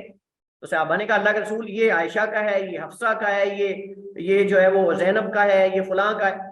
اللہ کے نبی صاحب بڑے پریشان ہوئے، فرمایا کہ کیا تمہارا کیا خیال ہے کہ یہ ثواب کی نیت سے لگے ہوئے؟ یہ تو غیرت ہے سوتنوں کی آپس میں، یہ ثواب کی نیت سے نہیں ہے. خیمے اکھیڑ دو ان کے، میں بھی اس دفعہ ساتھ اعتکاف نہیں کروں. اس حدیث سے استدلال کرتے ہیں، کہتے ہیں اللہ کی نبی نے عورتوں کے خیمے مسجد سے جو ہے وہ کھڑوا دیے تھے اور نکلوا دیے تھے. اس کا مطلب عورت مسجد میں اعتکاف نہیں کر سکتی. بھائی مقصد پہلے حدیث کا پہلا حصہ تو پڑھو. یہ اہل باطل کا طریقہ ہے، یہ تعبیر کرنے والوں کا، مقلدین کا طریقہ ہے کہ حدیث کا اتنا جز لے لیتے ہیں جو ان کی تائید کر رہا ہو، اور وہ جو چھوڑ دیتے ہیں جو ان کے خلاف. تو بھائی اسی حدیث کے اول شروع حصے میں ذکر ہے کہ وہ سوتنوں کا مسئلہ بن چکا تھا، امہات المومنین کی آپس میں غیرت کا مسئلہ بن چکا تھا کہ ایک دوسری کو دیکھ کر وہ بیٹھنا چاہتی تھی، کیونکہ وہ بیٹھی تو میں بھی بیٹھوں گی. تو مسجد بھر گئی ان سے. آپ نبی صاحب کی 9 بیویاں تھیں، اب 9 کے 9 خیمے ایک جگہ لگ جائیں تو کیسا سین بن جائے گا. اللہ کے نبی صلی اللہ علیہ وسلم نے یہ چیز دیکھ کر کہ یہ صرف ثواب کی نیت نہیں، یہ تو ایک دوسری کو دیکھ کر بیٹھ رہی کہ میں نبی علیہ السلام کے ساتھ بیٹھ جاؤں، دوسری کہتی میں بیٹھ جاؤں. تو اس وجہ سے آپ نے کہا کہ کیا تمہارا تم یہ کیا خیال کرتے ہو کہ یہ ثواب کی نیت سے ہو رہا ہے سب؟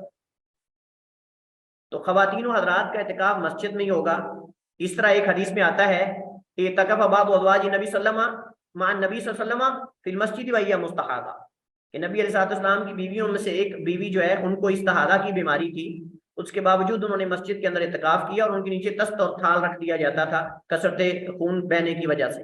حدیث صحیح ہے، صحیح بخاری میں یا غالباً صحیح مسلم میں حدیث موجود ہے. تو ایک ولا تباشرون وانتم عاکفون فی المساجد، ایک تو اس سے دلیل ملتی ہے، اور دوسری دلیل اس بارے میں علامہ ابن عثیمین رحمہ اللہ تعالیٰ فرماتے ہیں گھر میں اعتکاف بیٹھنا اعتکاف نہیں کہلائے گا بلکہ علیحدگی اور تنہائی کہلائے گا. حضرت عائشہ رضی اللہ تعالیٰ عنہ سے روایت ہے جو میں ابھی ذکر کر رہا تھا، اعتکف معه بعض نسائه وهي مستحاضہ، نبی کریم علیہ السلام کی بیویوں میں سے بعض نے نبی علیہ السلام کے ساتھ اعتکاف کیا اور وہ مستحاضہ تھی. اس حدیث سے استدلال کرتے ہوئے علماء کرام فرماتے ہیں کہ عورت کا اعتکاف بھی مسجد میں ہی ہے، لیکن اگر فتنے کا ڈر ہو تو اسے اجازت نہیں دی جائے گی، جیسا کہ حدیث عائشہ میں ہے. یہ بھی ایک فتنے کا ڈر تھا کہ آپس میں کہیں غیرت کا مسئلہ نہ بن جائے اور یہ مسجد کے اندر ہی کوئی نہ کوئی کام شروع ہو جائے. حضرت عائشہ رضی اللہ تعالیٰ عنہ بیان کرتی ہیں کہ نبی کریم علیہ السلام نے ارادہ کیا ان یعتکف کہ وہ اعتکاف کریں. فلما انصرف الى المكان الذي اراد ان يعتکف، جب آپ اس جگہ میں گئے جہاں آپ اعتکاف کرنا چاہتے تھے، تو اذا اخبیۃ، آپ نے اچانک دیکھا کہ خیمے ہی خیمے. آپ حیران ہو گئے، پوچھا یہ کس کا خیمہ ہے؟ خباء عائشہ تھا، و خباء حفصہ تھا، و خباء زینب. صحابہ نے بتایا اللہ کے رسول یہ عائشہ کا خیمہ لگ گیا ہے، یہ حفصہ کا خیمہ لگ گیا ہے، یہ زینب کا خیمہ لگ گیا ہے۔ فقال، تو آپ نے فرمایا آل بر تقولون، آل بر تقولون، کیا تم یہ نیکی کے کیا تم سمجھتے ہو کہ یہ نیکی کی غرض سے ہے؟ کیا تم اس کو نیکی تصور کرتے ہو یہ کام ہو رہا ہے؟ یعنی یہ تو غیرت ہے، یہ نیکی نہیں، یہ تو غیرت ہے، ایک دوسرے کے خلاف یہ غیرت کی وجہ سے بیٹھ رہی ہے۔ آل بر تقولون، کیا تم اس کو سمجھ رہے ہو کہ ثواب کی نیت سے ایسا کیا جا رہا ہے؟ اللہ کے نبی غصے میں آ گئے۔ تم منصرف فلم یعتکف، اللہ کے نبی واپس چلے گئے گھر میں، آپ نے اس سال اعتکاف نہیں کیا، آپ نے پھر شوال میں کیا تھا، حتی اعتکف 10 من شوال، حتیٰ کہ آپ نے اس کے بدلے میں 10 شوال کے جو ہے وہ دن اعتکاف کیا۔ اب اس حدیث سے علماء نے استدلال کیا ہے کہ اگر فتنے کا ڈر ہو تو عورت اعتکاف کرے گی نہیں، نہ کہ گھر میں بیٹھے گی۔ اب کیا صحابیات امہات المومنین ایسا کر لیتی کہ خیمے اٹھا دیے گئے، گھر میں جا کے اعتکاف کر لیتی؟ اللہ کے نبی کہتے کہ جاؤ گھر میں جا کے بیٹھ جاؤ، تمہارا مسجد میں کیا ہے؟ ایسا کسی حدیث میں وارد نہیں ہوا۔ لیکن چونکہ وہ ایک دوسری کو دیکھ کر بیٹھ رہی تھی اور اکٹھی بیٹھ رہی تھی، اور اکٹھی بیٹھ کے ہو سکتا ہے انسان ہے، سوتنے ہیں، چاہے نبی کی کیوں نہ ہو بیویاں، آپ جانتے ہیں کہ نبی کی بیویاں بھی تو مسائل تو ان کے اندر رہے ہیں، ایسے معاملات ہوتے تھے، کبھی آپس میں ان کا اختلاف ہو جاتا تھا اس مسئلے کے اندر۔ وہ شہد کا واقعہ معروف ہے، شہد کا واقعہ، اس کے علاوہ وہ حضرت عائشہ رضی اللہ تعالیٰ عنہ کا حضرت حفصہ کے گھر سے یا حضرت زینب کے گھر سے، کوئی آپ کی بیوی کے گھر سے وہ پیالہ آیا جس کے اندر کوئی کھانے کی چیز تھی، حلوہ یا کوئی چیز تھی، تو انہوں نے اپنی لونڈی کو کہا کہ جاؤ جلدی سے پکڑنے کے بہانے اس کو گرا دو۔ یہ واقعہ بھی صحیح بخاری کے اندر موجود ہے۔ فرمایا کہ پکڑنے کے بہانے سے، چونکہ باری حضرت عائشہ کی تھی، اصل اشکال کہاں ہوا، باری حضرت عائشہ کی تھی، لیکن اس نبی کی بیوی نے، امہات المومنین میں سے کسی نے کھانا عائشہ کی باری میں حضرت عائشہ کے گھر بھیج دیا۔ حضرت عائشہ فرماتی کہ میں جلدی جلدی کھانا تیار کر رہی تھی کہ کوئی اور نہ بھیج دے، کیونکہ میری باری تھی اور میرے گھر میں اللہ کے نبی تھے۔ تو آپ ذرا سوچیں کہ کسی عورت کی باری میں اس کا شوہر موجود ہو، اس کے گھر میں دوسری بیوی کھانا تیار کر کے بھیج دے پیچھے، تو اس کو تو غصہ آئے گا نا کہ یہ سمجھ رہی کہ میں کھانا ہی نہیں کھلاتی اس کو، یا کوئی ایسا آ سکتا ہے انسان کے ذہن کے اندر۔ حضرت عائشہ چاہ رہی تھی کہ میں جلدی جلدی کھانا میں کھلاؤں اللہ کے نبی، لیکن وہ دوسری بیوی نے جلدی سے، امہات المومنین میں سے جلدی سے کھانا تیار کر کے، یا حضرت حفصہ تھی یا کوئی اور تھی، انہوں نے کھانا تیار کر کے پیالہ بھیج دیا۔ حضرت عائشہ کو بڑا غصہ آیا کہ میری باری میں میرے گھر کے اندر کھانا وہ بھیج رہی ہے۔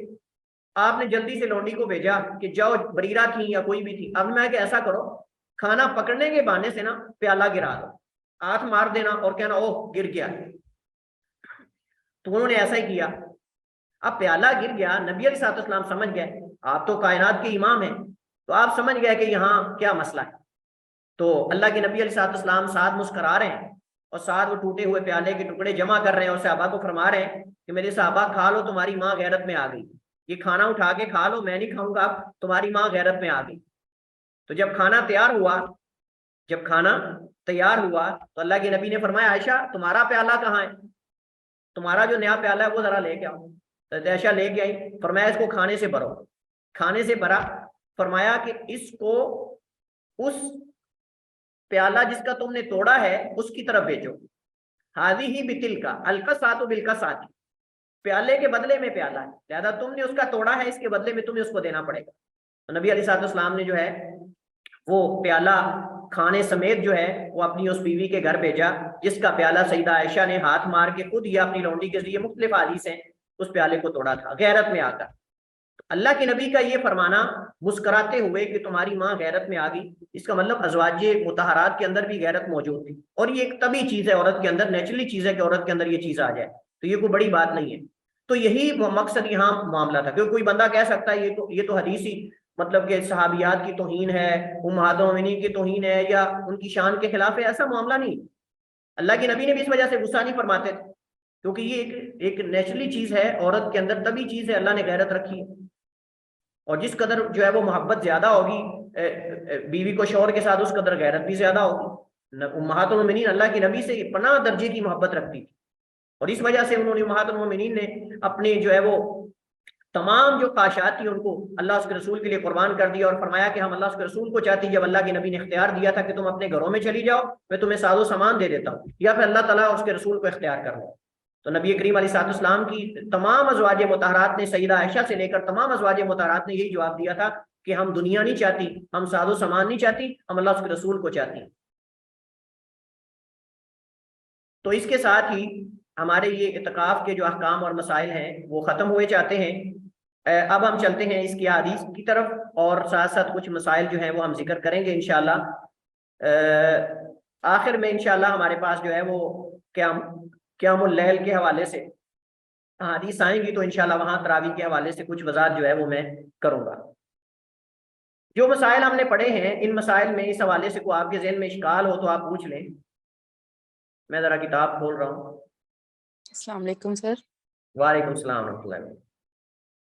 سر یہ پوچھنا تھا کہ جب اعتکاف میں اجتماعی طور پہ بیٹھتے ہیں, مطلب کہہ لیں کہ مسجد یا اس طرح, تو کیونکہ میں بھی ایک دو دفعہ اس طرح بیٹھی ہوں, تو پھر جب واش روم جاتے ہیں تو وہ ساری ایک لائن لگی ہوتی ہے جہاں زیادہ لوگ, تو لوگ اتنی دیر اپنی باری کے انتظار میں کوئی باتیں کرنا شروع ہو گیا کہ کچھ, تو یہ پھر ساری چیزیں تو نہیں ہونی چاہیے نا, اتنی زیادہ بات چیت وغیرہ. دیکھیے ہم نے یہی بات کی کہ وہاں اہتمام ہو, وہاں اعتکاف کی جگہ میں باقاعدہ پراپر تمام چیزوں کا اہتمام ہو. یہ نہیں کہ ایک واش روم ہو اور سارے لوگ وہاں ہوں, ایسی جگہ پہ نہیں بیٹھنا چاہیے عورتوں کو, خواتین کو. اور اگر وہاں اہتمام باقاعدہ موجود ہے, تمام سہولیات موجود ہیں, کھانا پرامن طریقے سے پہنچ سکتا ہے, اور معاملات سارے بالکل علیحدہ ہیں مردوں سے, اور وہاں مردوں کی آمد و رفت نہیں ہے, اور اسی طرح جو ہے وہاں واش رومز وغیرہ اور وضو کا اہتمام مکمل ہے, تو پھر بیٹھنا چاہیے. وگرنہ وہی ہم نے بات جو پہلے کی ہے کہ پھر عورت پر ضروری نہیں ہے کہ وہ بیٹھے, کیونکہ یہاں مرد تو چلے انتظار کر لیتے ہیں, اور مرد جو ہے وہ تھوڑا باہر بھی جا سکتے ہیں, قرب و جوار کے اندر بھی اجازت ہے, جیسے حدیث آئیں گی انشاءاللہ مسائل کے اندر پڑھیں گے, ذکر کریں گے. لیکن عورتوں کے لیے یہ مسائل ہوتے ہیں صاف ظاہر ہے, تو جہاں ہو اہتمام وہاں بیٹھ جائیں, جہاں اہتمام نہ ہو وہاں نہ بیٹھے, صاف ظاہر ہے. جی سر, مردوں سے تو الگ ہی تھا لیکن عورتیں کافی زیادہ تھی نا, تو وہ پھر ٹھیک. دیکھیں ایک بات ہے کہ اس کو منظم کرنے کی ضرورت ہے. اگر تو واش روم صرف ایک ہے اور زیادہ ہے پھر تو مسئلہ ہے, لیکن اگر 2-3 واش رومز ہوں, میرے خیال میں اتنا بڑا مسئلہ نہیں. اس کو تھوڑا مینجمنٹ کرنے کی ضرورت ہے, کہ وہ ضروری نہیں کہ ایک ہی وقت میں ساری جائیں, ضروری نہیں کہ ایک وقت میں ساری جائیں. وہ رات کو اٹھی ہیں تو تھوڑا پہلے کچھ اٹھ جائیں, کو بعد میں جس کو رش محسوس ہو رہا ہے وہ پہلے اٹھ جائے, وہ پہلے جا کے کر لے. اس کی میرے خیال میں مینجمنٹ ہو سکتی, کوئی اتنا بڑا اشکال نہیں ہے یہ اس اعتبار سے. اگر تو ایک سے زیادہ واش رومز ہیں تو اس کی مینجمنٹ ہو سکتی ہے, ترتیب لگائی جا سکتی ہے. یہ ان کو سوچنا چاہیے کہ ہم کس طرح اس کو مسئلے کو حل کر سکتے ہیں. لیکن اگر صرف ایک واش روم ہو اور 20-30 خواتین بیٹھی ہوں تو پھر مسئلہ ہے. جی تو ہمارے پاس مسئلہ ہے باب الاعتکاف و قیام رمضان. یہ باب ہے اعتکاف کے بارے میں, اور اسی طرح رمضان کے قیام کے بارے میں یہ باب ہے.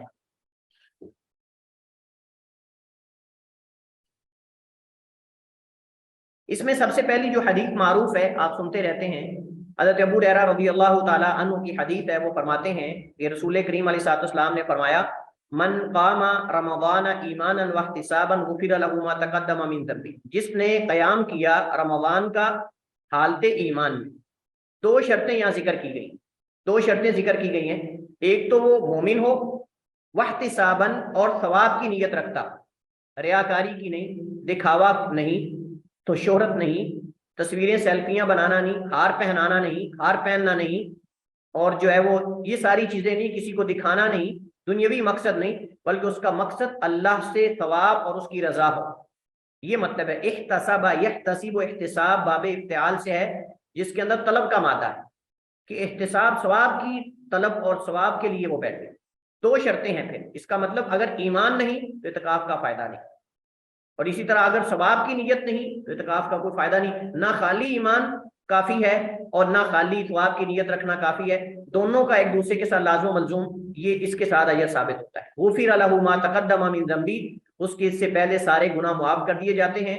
یہ مسئلہ اختلافی ہے کہ کبیرہ گناہ معاف ہوتے ہیں یا صغیرہ, لیکن راجح بات یہ ہے کہ اس سے اگر توبہ کرتا ہے درمیان میں, مطلب کہ قیام کے اندر وہ دعا کرتا ہے, توبہ استغفار کر لیتا ہے گناہوں کی, تو پھر تو اس کے کبیرہ گناہ بھی معاف ہو جاتے ہیں. لیکن اگر وہ توبہ نہیں کرتا, مخصوص جو بڑے گناہ ہیں جو اس کو پتا ہے کہ میں نے کیے, ویسے عمومی توبہ کر رہا ہے اور قیام کر رہا ہے, تو پھر اس کے صغیرہ گناہ معاف ہوتے ہیں, کیونکہ کبیرہ گناہ توبہ کے بغیر اللہ تعالیٰ معاف نہیں کرتا.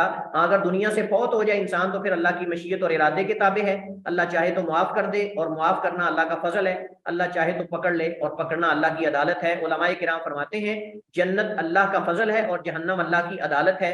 اگر اللہ کسی کو بغیر حساب و کتاب کے جنت میں داخل کر دے تو یہ ایک اللہ کا فضل اضافی چیز ہے. آپ پوچھ نہیں سکتے کہ کیوں کیا, کیونکہ آپ اگر 2 مزدور لے کر آتے ہیں اور دونوں کے ساتھ مزدوری طے کرتے ہیں اور آپ دونوں کو مزدوری برابر دے کر ایک کا کام اچھا دے کر اس کو زیادہ دے دیتے ہیں تو دوسرا اعتراض نہیں کر سکتا, کیونکہ آپ نے دونوں کو متعین تو دے دی ہے. تو اسی طرح معاملہ ہے کہ اللہ تعالیٰ اگر کسی کو معاف کر دے, فضل و کرم اللہ تعالیٰ کا فضل و کرم ہے. تو لیکن اللہ اگر کسی کو پکڑتا ہے تو یہ اللہ کی عدالت ہے, کیونکہ اللہ ظلم کرنے والا نہیں ہے. تو اس حدیث سے رمضان کے قیام کا جو ہے وہ ایک بات ہے کہ رمضان کا قیام جو ہے وہ کرنے کا اجر و ثواب یہ کہ اللہ صغیرہ گناہ سارے معاف کر دیتا ہے.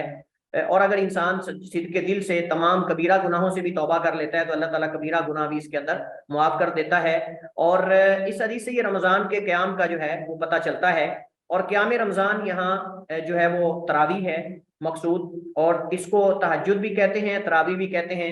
اگر اول رات میں پڑھی جائے تو تراویح ہے, اگر آخر رات میں پڑھی جائے تو تہجد ہے. اور بعض علماء کہتے ہیں رمضان میں پڑھی جائے رات کی نماز تو تراویح کہلاتی ہے, اور اگر جو ہے وہ دن کو پڑھی جائے اگر وہ غیر رمضان میں پڑھی جائے اور رات کے جو ہے وہ آخری تہائی حصے میں پڑھی جائے تو تہجد ہے. بعض نے فرق کیا ہے اور بعض رمضان اور غیر رمضان کا فرق کرتے ہیں, بعض اول رات اور آخر رات کے اعتبار سے فرق کرتے ہیں. تو صحیح بات یہ ہے کہ جیسے امام بخاری نے بھی ذکر کیا بابو صلاۃ اللیل کے اندر رمضان کے تراویح کا ذکر کیا, اس کا مطلب وہ بھی ایک ہی مراد لے رہے ہیں. تو صحیح بات یہ ہے کہ دونوں ایک ہی چیز کا نام ہے, اس کو صلاۃ اللیل بھی کہہ سکتے ہیں اور اس کو تراویح بھی کہہ سکتے ہیں. اور نماز تراویح کو یہ تراویح اس وجہ سے کہتے ہیں یہ ترویحہ سے ہے, اور ترویحہ کا مطلب جو ہے وہ سستانا ہوتا ہے, کچھ دیر آرام کرنا ہوتا ہے. تو چونکہ لوگ ہر 2 رکعت کے بعد کچھ دیر آرام کرتے تھے اگلی 2 رکعت سے پہلے, تو اس وجہ سے اس کو جو ہے وہ تراویح اور ترویحہ. لیکن یہ الفاظ تراویح کے حدیث میں موجود نہیں, یہ تراویح کے الفاظ جو ہیں وہ حدیث میں موجود نہیں ہے. حدیث میں جہاں بھی آتا ہے قیام اللیل کا ذکر آتا ہے. جیسے حضرت عائشہ رضی اللہ تعالی عنہا سے نبی کریم علیہ الصلوۃ والسلام کے رات کے قیام کے بارے پوچھا گیا متعلق, حضرت عائشہ رضی اللہ تعالی عنہا فرماتی ہیں ما کان یزید فی رمضان ولا فی غیرہ علی 11 رکعتن, کہ اللہ کے نبی علیہ الصلوۃ والسلام رمضان اور غیر رمضان میں 11 رکعات سے جو ہے وہ زیادہ نہیں پڑھتے تھے. اور مسنون طریقہ 11 تراویح پڑھنے کا ہے, اس میں 8 تراویح ہیں اور 3 وتر ہیں, جیسا کہ سیدنا جابر ابن عبداللہ رضی اللہ تعالی عنہما کی حدیث جو ہے وہ صحیح ابن حبان وغیرہ میں موجود ہے, مستدرک حاکم میں صحیح سند کے ساتھ, کہ نبی کریم علیہ الصلوۃ والسلام نے جو 3 دن صحابہ کرام کو نماز تراویح پڑھائی تھی, قیام اللیل کروایا تھا باجماعت, وہ آپ نے 8 تراویح اور 3 وتر کے ساتھ جو ہے وہ 11 رکعات پڑھائی تھی. باقی جو سیدنا عمر بن خطاب رضی اللہ تعالی عنہ کے حوالے سے حدیث ذکر کی جاتی کہ انہوں نے حضرت ابی بن کعب رضی اللہ تعالی عنہ کو حکم دیا تھا کہ ان کو جو ہے وہ 20 تراویح پڑھاؤ, وہ تمام حدیث ضعیف ہیں. صحیح حدیث حضرت عمر نے جو حضرت ابی بن کعب کو قاری قرآن کو حکم دیا تھا نماز تراویح کے لیے مسلمانوں کو جمع کر کے پڑھانے کا, تو وہ 11 رکعات کا تھا نہ کہ 20 کا. لیکن افسوس ہے کہ مقلدین جو ہیں وہ 20 کی سنیت کو ثابت کرنے کے لیے وہ ان ضعیف حدیث کا سہارا لیتے ہیں جن میں 20 کا ذکر ہے. حالانکہ صحیح حدیث میں سیدنا عمر بن خطاب نے حضرت ابی بن کعب کو جب دیکھا کہ لوگ علیحدہ علیحدہ اپنی اپنی نماز پڑھ رہے ہیں, انہوں نے فرمایا کہ کیوں نہ ہو کہ ہم اس سنت کو دوبارہ زندہ کریں جو اللہ کے نبی علیہ السلام نے کی تھی. آپ نے صحابہ کو 3 دن قیام کروایا اور فرمایا کہ خشیت ان تفرض علیکم صلاۃ اللیل, خشیت ان تفرض علیکم صلاۃ اللیل, کہ میں اس بات سے ڈر مجھے محسوس ہو گیا کہ تمہاری یہ جذبے کو دیکھ کر, کیونکہ صحابہ کرام ایک دن اللہ کے نبی نماز پڑھ رہے تھے, رات کو صحابہ پیچھے کھڑے ہو گئے, تو اگلے دن جب صحابہ کو پتہ چلا تعداد بڑھ گئی, دوسرے دن اور بڑھ گئی, تیسرے دن مسجد بھر گئی کچا کچ. اللہ کے نبی صلی اللہ علیہ وسلم 3 دن تو پڑھائی, لیکن چوتھے دن آپ نہیں نکلے. فجر تک صحابہ انتظار کرتے رہے حتیٰ کہ سحری کا ٹائم ہو گیا. اللہ کے نبی صاحب نے فجر کی نماز پڑھائی اور پھر آپ نکلے اور فرمایا کہ میں نے تمہارے جذبے کو دیکھ لیا اور تمہارے جوش و خروش کو دیکھ لیا, تو مجھے اس بات کا ڈر لگا کہ کہیں تمہارے اس جذبے کو دیکھ کر اللہ اس نماز کو فرض ہی نہ کر دے. تو نبی علیہ السلام تو رحمت اور شفقت امت پہ کرتے ہوئے نہیں نکلے. تو اس حدیث سے علماء نے استدلال کیا کہ تراویح نماز باجماعت پڑھنا کوئی حضرت عمر کی بدعت نہیں ہے کہ حضرت عمر نے اس کو ایجاد کیا تھا, اللہ کے نبی سے پہلے ثابت تھی, لیکن انہوں نے سنت کو زندہ کیا ہے. اس وجہ سے انہوں نے کہا ہے نعمت البدعۃ ھذہ, کہ یہ اچھی بدعت ہے. اچھی بدعت کا مطلب یہ کہ یہ ایک ہم نے جو طریقہ چھوڑا جا چکا تھا مخصوص حالات کی وجہ سے، چونکہ فتنوں کا زمانہ تھا، سیدنا ابو بکر صدیق رضی اللہ عنہ کے دور میں فتنے تھے، صحابہ مدینہ میں اکٹھے رہ ہی نہیں، کوئی مرتدین کے خلاف لڑ رہا ہے، کوئی مدعیان نبوت کے خلاف لڑ رہا ہے، کوئی منکرین زکوٰۃ کے خلاف لڑ رہا ہے، مدینہ میں تو بہت کم صحابہ تھے، تو جماعت کے ساتھ تراویح پڑھنا ممکن نہیں تھا۔ حضرت ابو بکر صدیق کے دور خلافت میں فتنوں کا دور ہی رہا ہے، فتنوں کا قلع کامہ کرنے میں صحابہ لگے رہے، لیکن حضرت عمر بن خطاب رضی اللہ عنہ کے دور خلافت میں جب امن ہوا، علاقے فتح ہوئے، لوگ اسلام میں داخل ہوئے، اس وقت پھر انہوں نے دیکھا کہ لوگ علیحدہ علیحدہ نماز پڑھ رہے ہیں، انہوں نے فرمایا کہ کیوں نہ ہو کہ ان کو ایک امام کے پیچھے اکٹھا کر دیا جائے، تو انہوں نے کہا کہ ابی بن کعب کو حکم دیا کہ ان کو تراویح پڑھائیں اور 11 رکعت پڑھائیں، یہ صحیح حدیث کے اندر ثابت ہے، 20 والی کوئی صحیح حدیث نہیں ہے، بنائی جاتی ہے، تو انہوں نے پھر ان کو نماز پڑھائی، اور آپ نے آخر میں فرمایا نعمت البدعۃ ہذہ، کہ اچھی بدعت ہے، تو اچھی بدعت سے مراد اچھا طریقہ ہم نے اختیار کیا، یعنی جو نبی علیہ السلام سے ثابت ہے، کیونکہ یہاں بدعت کہنا ہی فضول ہے، اس کو بدعت کہنا یعنی جو لوگ بدعت کا سہارا لیتے ہیں کہ جی بدعت حسنہ بھی ہوتی، بدعت سیئہ بھی ہوتی، حضرت عمر بدعت سے مراد یہاں ایک سنت کو زندہ کرنا مراد لے رہے ہیں، ایک سنت کو جو چھوڑی جا چکی تھی مخصوص حالات کی وجہ سے، اس کو زندہ کرنا مراد لے رہے ہیں، نہ کہ بدعت سے مراد وہ دین کے اندر کوئی نیا کام ہے، یہ تو نیا تھا ہی نہ، اللہ کی نبی سے ثابت تھا، یہ نیا تو نہیں ہے۔ ہمارا ٹائم ختم ہونے والا ہے، تو میٹنگ کا ٹائم ختم ہونے والا ہے، نماز کی بریک ہم لیں گے، جو ہی ٹائم ختم ہوگا انشاءاللہ نماز کے بعد ہم دوبارہ شروع کریں گے، اس وجہ سے میں نے پہلے بتا دیا 1 منٹ باقی ہے۔ تو راجح یہ ہے کہ تراویح افضل یہ ہے کہ 11 رکعت پڑھی جائے وتر سمیت، اور جائز ہے کہ اس سے زیادہ بھی پڑھی جا سکتی ہیں، لیکن اس کو نبی علیہ السلام کی سنت نہ کہا جائے کہ آپ نے بھی اتنی پڑھی۔ ہاں البتہ نبی علیہ السلام نے فرمایا صلاۃ اللیل مثنی مثنی، رات کی نماز 2 رکعت ہے، تو جو تم میں سے فجر سے ڈرے، یعنی فجر طلوع ہونے کا ڈر ہو، تو پھر وتر پڑھ لے اور نماز کو وتر بنا لے۔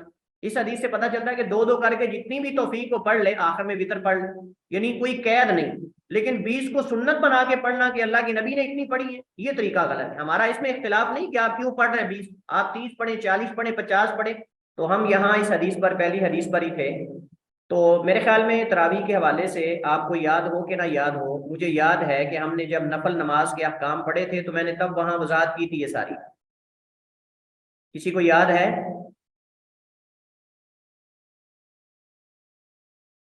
کچھ یاد نہیں رہا ماضی، جو قومیں اپنا ماضی بھلا دیتی ہیں وہ آگے پیش رفت نہیں کرتی، پتہ ہے آپ کو؟ جی سر۔ اور خصوصاً علم کے حوالے سے، علم ماضی کا علم یاد رہنا چاہیے۔ آپ کو یاد ہے کہ ہم نے جب نفل نماز کی تفصیل پڑھی تھی تو میں نے بتایا تھا کہ کچھ نفل نمازیں ایسی ہیں جن کی جماعت کروانا مشروع ہے، اور کچھ ایسی ہیں جن کی جماعت کروانا مشروع نہیں ہے۔ جن کی جماعت کروائی جا سکتی ہے ان میں ہم نے کئی جو ہے وہ نمازیں پڑھی تھیں، نماز خسوف ہے وغیرہ وغیرہ، کچھ موقت ہیں کچھ غیر موقت ہیں۔ موقت کے اندر پھر ہم نے نماز تراویح کا پڑھا تھا رمضان کے اندر، اور اس کے اندر پھر میں نے ساری ڈیٹیل و تفصیل وہاں ذکر کی تھی۔ اب آپ کو یاد نہیں ہے تو اب میں اس میں کیا کر سکتا ہوں، تو میرے خیال میں دوبارہ اس پہ ٹائم لگانے کی ضرورت نہیں، وہاں موجود ہے، لکھا ہوا بھی موجود ہے، ان کے اندر نوٹس کے اندر موجود ہے، اگرچہ کچھ تفصیلات میں نے زبانی ذکر کی تھی جو آج بھی میں نے اختصار کے ساتھ ذکر کر دی ہیں۔ اب آگے چلتے ہیں۔ حضرت عائشہ ام المومنین رضی اللہ تعالی عنہا سے روایت ہے، وہ بیان کرتی ہیں کہ اللہ کے نبی علیہ الصلوۃ والسلام کانا رسول اللہ صلی اللہ علیہ وسلم اذا دخل العشر، جب داخل ہو جاتا، العشر سے مراد آخری عشرہ ہے، العشر داخلہ کا فاعل ہے، جب داخل ہو جاتا آخری عشرہ، الف لام یہ تخصیص کا ہے، یعنی عشروں میں سے یا عہد ذینی کا ہے یا تخصیص کا ہے، کہ مخصوص عشرہ مراد لے رہی، جیسے قرآن کریم میں آتا ہے فَعَصَىٰ فِرْعَوْنُ الرَّسُولَ، فَعَصَىٰ فِرْعَوْنُ الرَّسُولَ، فرعون نے رسول کی نافرمانی کی۔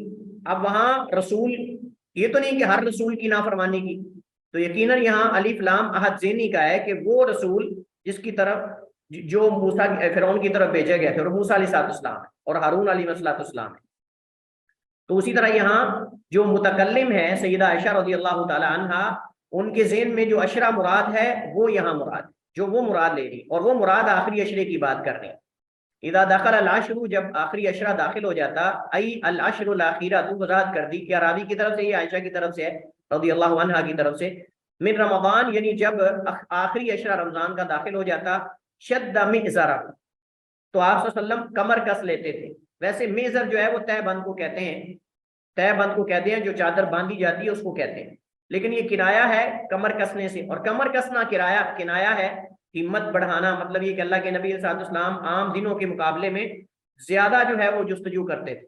عام دنوں کے مقابلے میں آپ زیادہ جستجو کرتے تھے. شدہ میزرہ, کمر کس لیتے, تہ بند کس لیتے. علماء نے اس کی کئی جو ہے وہ تعبیریں کی ہیں. علماء نے اس کی کئی تعبیریں کی ہیں. ایک تو یہ ہے کہ رات عبادت میں جستجو کرتے تھے, رات ساری یا اکثر عیسیٰ رات کا عبادت میں جستجو کرتے تھے. دوسرا اس کا مطلب یہ ہے کہ تہ بند کس لیتے, مطلب بیویوں سے ہم بستری نہیں کرتے, اپنی بیویوں سے علیحدہ ہو جاتے. مطلب یہ کہ اپنی بیویوں سے علیحدہ ہو کر عبادت میں اپنے آپ کو مصروف کرتے تھے. دونوں معنی یہاں علماء نے کی.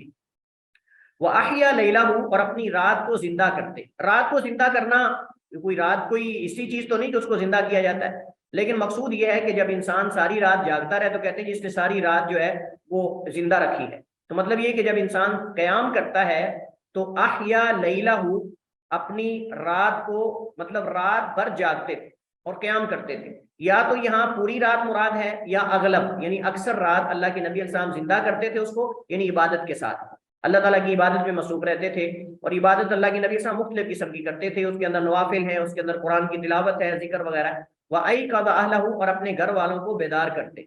وَأَيْقَظَ أَهْلَهُ, اور اپنے گھر والوں کو جگاتے یا بیدار کرتے. أَيْقَظَ يُوقِظُ سے ہے اور بیدار کرنا. اور استيقظ يستيقظ کا معنی ہوتا ہے خود بیدار ہونا. تو أيقظ يوقظ کا معنی کسی کو بیدار کرنا, یہ متعدی ہے. اور استيقظ يستيقظ کا معنی ہوتا ہے بیدار ہونا. تو آپ اپنے گھر والوں کو بھی ساتھ جو ہے وہ بیدار رکھتے. اللہ کے نبی علیہ السلام اس خیر کے اندر اپنے گھر والوں کو بھی شامل کرنے کے لیے ان کو بھی جگا کے رکھتے تھے تاکہ وہ اس غنیمت میں شریک ہوں, تاکہ وہ اس غنیمت میں اور اس فضل اور اس خیر میں شریک ہوں. اس حدیث سے ہمیں ایک تو یہ پتہ چلتا ہے کہ اللہ کے نبی علیہ السلام ویسے تو پورے رمضان کا اہتمام کرتے تھے, لیکن آخری عشرے کا بقدر زیادہ کرتے تھے اور بہت زیادہ کرتے تھے. حتیٰ کہ حضرت عائشہ فرماتی پوری رات آپ قیام کرتے تھے اور رات کا اکثر حصہ قیام کرتے تھے. اور صرف پھر خالی نہیں بلکہ اپنے گھر والوں کو بھی ساتھ بیدار کر کے رکھتے تھے تاکہ وہ بھی خیر کے اندر شریک. اس سے پتہ چلتا ہے کہ ہمیں خیر کے کاموں میں, جیسے ہم دنیا کے کاموں کے اندر اپنے ساتھ رشتہ داروں کو شریک کرتے ہیں, تو خیر کے کاموں کے اندر بھی ان کو شریک کرنا چاہیے, کیونکہ آدمی اپنے گھر والوں کا مسئول اور ذمہ دار ہے. تو خیر کے اندر ہمیں حسد نہیں ہونا چاہیے کہ میرے ساتھ کیوں شریک ہو رہا ہے, بلکہ ہمیں ایک دوسرے کو ساتھ ملانا چاہیے اور مل کر جو ہے وہ عبادت کے اندر ہمیں اس خیر کو حاصل کرنا چاہیے اور اس فضیلت کو پانا چاہیے. جیسا کہ نبی کریم علیہ السلام کی حدیث ہے, صحیح حدیث سنن نبی داؤد نسائی وغیرہ میں موجود ہے. حضرت ابو ہریرہ سے روایت ہے کہ اللہ کے نبی صلی اللہ علیہ وسلم نے فرمایا رحم اللہ رجلا قام من اللیل, اللہ رحم کرے اس آدمی پر جو رات کو قیام کرتا ہے, فصلی, نماز پڑھتا ہے, وایقظ امرأتہ, اپنی بیوی کو بھی ساتھ جگا لیتا ہے, فصلت, وہ بھی نماز پڑھتی ہے, فإن ابت, اگر انکار کر دے اٹھنے سے تو نضحا فی وجہہا, اس کے چہرے میں پانی کے چھینٹے مارتا ہے. ورحم اللہ امرأۃ, اسی طرح اللہ اس عورت پہ بھی رحم کرے جو رات کو اٹھتی ہے, نماز خود بھی پڑھتی ہے, شوہر کو بھی جگاتی ہے, اگر نہ جاگے تو اس کے منہ پہ پانی کے چھینٹے مارتی ہے. تو نبی کریم علیہ السلام نے دونوں کے لیے دعا کی ہے رحمت کی. اللہ کے نبی علیہ السلام نے دونوں کے لیے رحمت کی دعا کی. اور نبی کی دعا جیسے نضر اللہ عمران سمیع مقالتی فافیدہ ووعاها وادہ کما سمیع, یہ حدیث ہے کہ اللہ اس بندے کے چہرے کو تر و تازہ رکھے جو میری حدیث کو سنتا ہے, اس کو آگے بیان کرتا ہے, اس کو یاد کرتا ہے, پھر آگے اس کو بیان کرتا ہے جیسے اس نے مجھ سے سنا ہے. اس طرح کی بے شمار حدیث اللہ کے نبی علیہ السلام کی بشارتیں, دعائیں, رحمت, مغفرت اور اس طرح جو ہے وہ ضمانت جنت کی اللہ کے نبی کہیں دے رہے ہیں. تو یہ یقیناً اس بات کی فضیلت کی دلیل ہے.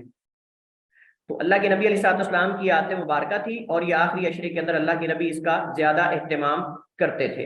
اور اسی طرح جب انسان جو ہے وہ مطلب کہ گھر کے اندر ہوتا ہے, اہل و عیال کے اندر ہوتا ہے, تو اس وجہ سے اللہ کے نبی علیحدہ ہو جاتے تھے اپنے گھر والوں سے تاکہ انسان عبادت میں مشغول رہے. جب گھر والوں کے اندر ہوتا ہے انسان تو بات چیت میں غیبت کر لیتا ہے اور فضول باتوں میں لگا رہتا ہے. اس جو افضل ترین اوقات ہیں ان کو ضائع کر بیٹھتا ہے, اور ہو سکتا ہے کبھی وہ اس وجہ سے رات کی قیام اللیل اور جو لیلۃ القدر ہے اس کی فضیلت سے بھی محروم ہو جائے.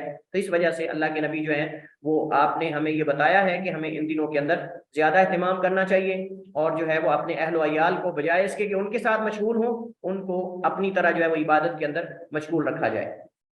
لیکن اس کا قطعاً مطلب یہ نہیں ہے، اس حدیث سے بعض لوگ یہ مراد لے لیتے ہیں کہ بیوی سے تعلقات قائم کرنا مطلب کہ آخری عشرے کے اندر یہ حلال نہیں ہے، جائز نہیں، کیونکہ اللہ کے نبی علیحدہ ہو جاتے تھے، یہ جائز نہیں ہے۔ اگر کوئی کرنا چاہتے ہیں تو اس میں کوئی حرج نہیں، اللہ تعالیٰ نے مباح اور حلال کیا ہے۔ وہ قرآن کریم کی عمومی دلیل جو ہے اس کے اندر ہے تمہارے لیے رمضان کی راتیں جو ہیں وہ حلال کی گئی ہیں، اور دن کو روزہ وغیرہ کھانا پینا اس سے منع کیا گیا ہے۔ وَأُحِلَّ لَكُمْ لَيْلَةُ الصِّيَامِ الرَّفَثُ إِلَىٰ نِسَائِكُمْ، تمہارے لیے رمضان کی راتیں جو ہیں وہ حلال ہیں، اللہ تعالیٰ نے حلال کی ہیں۔ تو نبی کی سنت ہے، افضل یہ کہ انسان جو ہے عبادت میں اپنے آپ کو گزارے، بجائے اس کے کہ انسان دیگر کاموں میں اپنے اس وقت کو ضائع کرے۔ حضرت عائشہ رضی اللہ تعالیٰ عنہ سے روایتیں فرماتی ہیں، کان النبی صلی اللہ علیہ وسلم اذا اراد ان یعتکف صلی الفجر ثم دخل المعتکف، اللہ کے نبی جب ارادہ کرتے خیمے میں داخل ہونے کا یعنی اعتکاف کرنے کا، تو آپ فجر کی نماز پڑھ کے اپنے خیمے میں داخل ہوتے۔ اس کی وضاحت ہم پہلے کر چکے ہیں۔ وعنہا، حضرت عائشہ رضی اللہ عنہ سے روایت ہے، فرماتی ہیں کہ کانا یعتکف العشر الاواخر، اللہ کے نبی جو ہے وہ آخری عشرہ جو ہے اس کا اعتکاف کرتے تھے، من رمضان کا، حتی توفاہ اللہ، یعنی آپ کی زندگی کا معمول رہا کہ آپ زندگی بھر جو ہے وہ رمضان کے آخری عشرے کا اعتکاف کرتے رہے، حتی توفاہ اللہ عز وجل، حتیٰ کہ اللہ تعالیٰ نے آپ کو فوت کر لیا۔ ثم اعتکف ازواجہ من بعدہ، پھر آپ کے بعد اس سلسلے کو آپ کی ازواج مطہرات نے جاری رکھا، اور یہ مسجد میں اعتکاف ہوتا تھا۔ نبی کریم علیہ السلام کی ازواج مطہرات بھی آپ کے بعد مسجد میں اعتکاف بیٹھتی تھیں، کیونکہ یہی اصل میں اعتکاف کی سنت اور طریقہ ہے۔ اس حدیث سے یہ پتہ چلتا ہے کہ اعتکاف منسوخ نہیں، اعتکاف کی سنیت تا قیامت جاری ہے، اور یہ سنت ہے۔ اور نبی کریم علیہ السلام کے ازواج مطہرات نے یہ عمل کر کے دکھایا کہ جو ہے وہ نبی علیہ السلام جو کام کرتے تھے وہ منسوخ نہیں ہو گیا آپ کے دنیا سے جانے کے بعد، بلکہ یہ سنت اس کے بعد بھی باقی رہی، صحابہ کرام نے عمل کر کے، اور یہ علامت ہے اس بات کی کہ نبی کے ساتھ خاص نہیں تھا، ورنہ نبی علیہ السلام کی زندگی کے ساتھ خاص تھا۔ اسی طرح اس حدیث سے ایک بڑا زبردست فائدہ اور بھی اخذ ہوتا ہے، وہ کیا ہے آپ میں سے کون بتائے گا؟ ایک بہت زبردست فائدہ اس سے اخذ ہوتا ہے اس حدیث سے۔ ہاں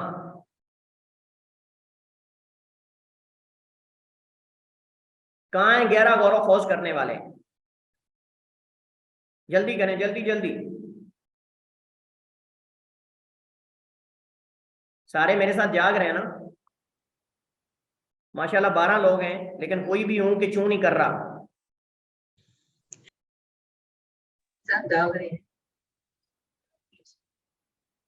ہاں، اس حدیث سے ہمیں یہ فائدہ بھی اخذ ہوتا ہے کہ اگر کوئی فوت ہونے والا خیر کا کام کر رہا ہو، فوت ہو جائے، اس کے سلسلے کو منقطع نہیں ہونے دینا چاہیے، اس کے بعد بھی اس سلسلے کو جاری رہنا چاہیے۔ اگر وہ فقراء یتیموں کی مدد کرتا تھا تو اگر استطاعت ہو تو سلسلے کو کٹنا نہیں چاہیے، اس سلسلے کو جاری رہنا چاہیے۔ کوئی بھی خیر کا کام اگر وہ شخص فوت ہونے والا کرتا تھا لیکن اس کے جانے سے منقطع ہو رہا ہے، اس کو منقطع نہیں ہونے دینا چاہیے۔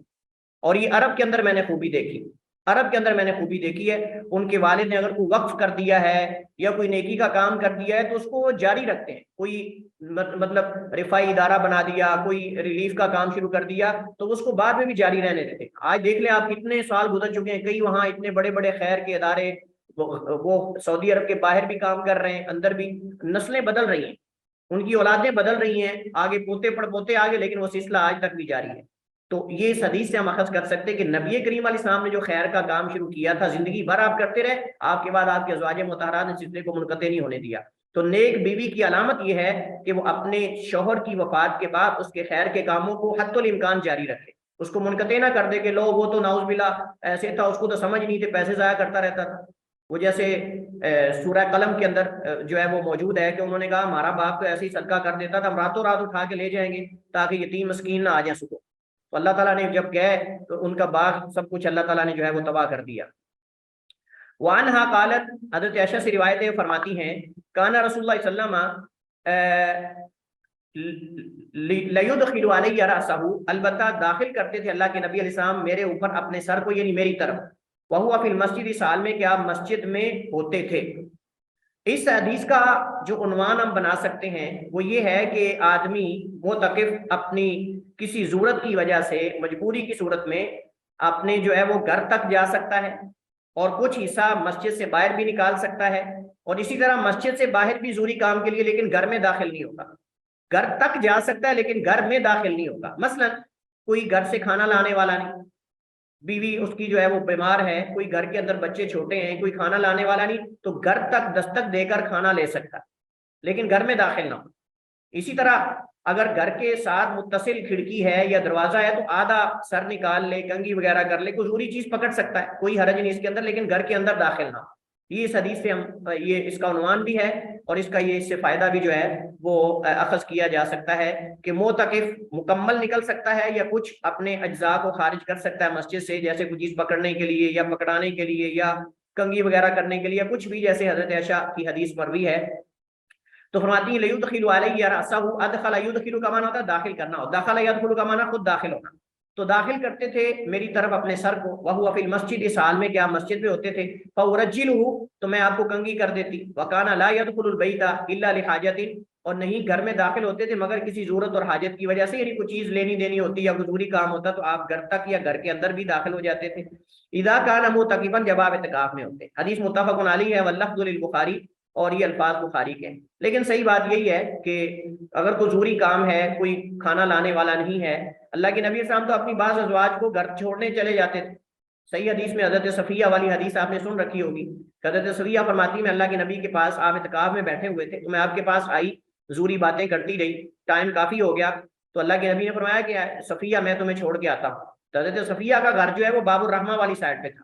باب الرحمہ, باب الہجرہ سے آگے باب الرحمہ آتا ہے. اس وقت میں بات کر رہا ہوں جو موجودہ مسجد کے دروازے ہیں, گیٹ, تو باب الرحمہ پہلے آتا ہے, باب الصدیق کے بعد, باب الصدیق کے بعد باب الہجرہ ہے, باب الہجرہ کے بعد باب الرحمہ. تو باب الرحمہ کے بعد باب قباء ہے, اس کے درمیان میں یہ دروازہ ہے. اس سے آگے حضرت صفیہ کا گھر تھا. اللہ کے نبی صلی اللہ علیہ وسلم کافی آگے تھا, اس طرف آپ گئے اور چھوڑنے کے لیے. وہ واقعہ آپ نے سنا ہے کہ دو صحابی آپس میں باتیں کر رہے تھے, کوئی بات کر رہے تھے, وہ ویسے کھڑے ہوئے تھے. تو اللہ کے نبی صاحب نے فرمایا علی رسلکما انہا صفیہ, کہ اپنی قدموں پہ رہو, اپنی جگہ پہ, پریشان نہ ہونا, یہ صفیہ میرے ساتھ. صحابہ نے کہا اللہ کا رسول کیا آپ کے بارے میں ہم شک کر سکتے ہیں؟ آپ نے فرمایا کہ نہیں, شک نہیں کر رہے, لیکن شیطان, کیونکہ لین شیطان یجری مجری الدم ما بنی آدم, کہ شیطان جو ہے وہ ابن آدم کے ساتھ, اور ما ابن آدم کے ساتھ خون کے ساتھ چلتا ہے. تو ہو سکتا ہے شیطان وسوسہ پیدا کر دے, تو آپ نے خود وضاحت کر دی. لہٰذا علماء کرام فرماتے ہیں کہ اگر کوئی کسی جگہ وہم واقع ہونے کا ڈر ہو تو وضاحت خود کر دینی چاہیے. مثلا آپ دیکھ رہے ہیں کہ آپ مثلا کسی کے ساتھ اس کی بیوی جا رہی ہے, یا کوئی عورت اپنے شوہر کے ساتھ جا رہی ہے, تو کوئی لوگ شک کر رہے ہیں تو وضاحت کر دے کہ بھائی یہ میری بیوی ہے, آپ کیوں حیرت بھری نگاہوں سے دیکھ رہے ہو, یا میری محرم ہے. اس طرح وضاحت کر دینی چاہیے. دور حاضر میں تو ایسے کسی کے بارے میں شک کرنے لگ جاتے ہیں. تو بہرحال ہمارا موضوع یہ ہے کہ ضرورت کے وقت معتکف اپنے خیمے سے نکل سکتا ہے, لیکن بلا ضرورت جو ہے وہ اپنے خیمے سے نہیں نکل سکتا. حضرت عائشہ سے ہی روایتیں فرماتی ہیں السنۃ علی المعتکف الا یعود مریضا ولا یشهد جنازۃ, کہ سنت اعتکاف کرنے والے کے لیے یہ ہے کہ مریض کی عیادت کرنے نہ جائے, یعنی مسجد سے باہر جا کے, ولا یشهد جنازۃ, اور نہ ہی جنازے میں شریک ہو, ولا یمس امرأۃ, اور نہ عورت کو چھوئے یعنی گھر جا کے, ولا یباشرہ, نہ اسے مباشرت کرے, نہ مسجد میں نہ خارج مسجد میں, ولا یخرج لحاجت, نہ کسی ضرورت کے لیے نکلے, الا لما لا بد له منه, مگر جس کے بغیر کوئی چارہ کار نہ ہو, مگر جس کے بغیر کوئی چارہ کار نہ ہو. تو اس صورت کے اندر جو ہے وہ نکل سکتی ہے اور جا سکتی ہے, کوئی حرج, جا سکتا ہے آدمی, کوئی حرج نہیں. ولا يخرج لحاجت الا لما لا بد له منه, مگر جس کے بغیر کوئی چارہ کار جو ہے وہ نہ ہو, اس میں نکل سکتا ہے. ولا اعتکاف, اور نہیں ہے اعتکاف الا بصوم, مگر روزے کے ساتھ. ولا اعتکاف الا فی مسجد جامع, اور نہیں اعتکاف مگر جامع مسجد میں, اور نہیں ہے اعتکاف جامع مسجد میں مگر جامع مسجد میں. ابو داؤد نے روایت کیا ولا باس برجالی, اس کے رجال جو ہیں ان میں کوئی حرج نہیں, صدوق درجے کے قابل قبول ہیں. الا ان الراجح وقف آخری, مگر اس کے آخری جز کا موقوف ہونا یہ زیادہ راجح ہے. صحیح بات یہ کہ حدیث حضرت عائشہ پر موقوف ہے, یہ حدیث سیدہ عائشہ رضی اللہ تعالی عنہا پر موقوف ہے, لیکن کچھ مسائل تو صحیح ہیں, کچھ مسائل مختلفی علماء کے درمیان. مثلا جنازے میں شریک ہونا, ولا یمس امرأۃ, یہ تو چلے جو ہے وہ قرآن سے ثابت ہے, ولا تباشرہن وانتم عاکفون فی المساجد کی آیت سے, اور چھونا مباشرت سب اس کے اندر شامل ہے, یہ جائز نہیں. ضروری کام کے بغیر نہ نکلے, یہ جو ہے وہ حضرت عائشہ کے پیچھے بھی حدیث ہم نے پڑھ لی ہے. اس کے علاوہ کیا عیادت کے لیے جا سکتا ہے, اللہ یعود مریضا, مریض کی عیادت کے لیے. تو بعض علماء کہتے ہیں کہ یہ موقوف حدیث ہے, مرفوع حدیث نہیں, اور یہ سنت ہے. لہٰذا اگر کوئی خاص مریض, کسی کا آدمی بیمار ہو گیا ہے یا فوت ہو گیا ہے, یعنی کوئی خاص ہے, تو اس کے لیے جا سکتا ہے, اس کی عیادت کے لیے جا سکتا ہے. یا اس کا والد فوت ہو گیا ہے, یا والدہ فوت ہوگی, یا کوئی عزیز, انتہائی عزیز انسان جو انسان کے لیے ہوتا ہے, وہ اگر فوت ہو گیا یا بیمار ہے تو اس کی تیمارداری عیادت کے لیے جا سکتا ہے، بشرطے کہ قریب ہو مطلب اب یہ تو نہیں ہے کہ وہ جو ہے وہ موجود ہے مثلا کسی علاقے میں اور وہ لاہور جا رہا ہے اس کے پاس عیادت کے لیے، تو پھر دیکھا جائے گا کہ اس کی ضرورت ہے وہاں، ہو سکتا ہے وہ گھر کا اکیلا ہی ہو جو اس بیچارے کا خیال کرنے والا، اس صورت کے اندر پھر وہ اعتکاف کو توڑ دے گا، کیونکہ یہ سنت ہے اور اس کا خیال کرنا اور اس کی تیمارداری کرنا، اس کا علاج کروانا یہ ضروری اور واجب ہے، خصوصاً جب والدین میں سے کوئی ہو یا بیوی ہو یا اولاد میں سے کوئی ہو تو زیادہ ان کا حق ہوتا ہے، تو اس اعتبار سے پھر انسان اعتکاف کو توڑ بھی سکتا ہے کیونکہ سنت ہے تو کوئی حرج نہیں، لیکن افضل یہ ہے کہ انسان جو ہے یہ کام نہ کرے۔ ہاں اگر کوئی خاص آدمی ہو، عزیز ہو، محترم ہو، کوئی بڑا عالم ہو، تو اس صورت کے اندر بعض علماء نے عیادت کی تیمارداری کی اجازت دی ہے، کیونکہ یہ حدیث موقوف ہے سیدہ عائشہ رضی اللہ تعالی عنہا پر، اور انہوں نے بھی سنت کہا ہے، لازم اور واجب نہیں کہا، تو اس صورت کے اندر ان کی گنجائش موجود ہے۔ البتہ اعتکاف مسجد جامع کے اندر ہونے کا اس میں علماء کا اتفاق اور اجماع ہے، کسی کا اختلاف نہیں، کیونکہ اگر ایسی مسجد میں کرے گا جہاں جماعت ہی نہیں ہوتی، صاف ظاہر ہے کہ یا تو جماعت فوت ہو جائے گی اس سے، جماعت چھوڑے گا اور وہ واجب ہے، ایک واجب کو چھوڑ رہا ہے سنت کے بدلے میں، اور دوسری بات یہ ہے کہ اگر وہ بار بار دوسری مسجد میں جائے گا تو اعتکاف کا مقصد ختم ہو جائے گا۔ اعتکاف کے مقاصد میں سے یہ ہے کہ وہ ایک جگہ رہے، بار بار حرکت نہ کرے، ادھر ادھر نہ آئے جائے باہر بلا وجہ، تو وہ مقصد جو ہے وہ فوت ہو جاتا ہے، اس وجہ سے وہ جو ہے اس جگہ پہ نہیں جائے گا۔ علماء کرام فرماتے ہیں کہ جو معتکف کے لیے نکلنا ہے اس کی 3 قسمیں ہو سکتی ہیں۔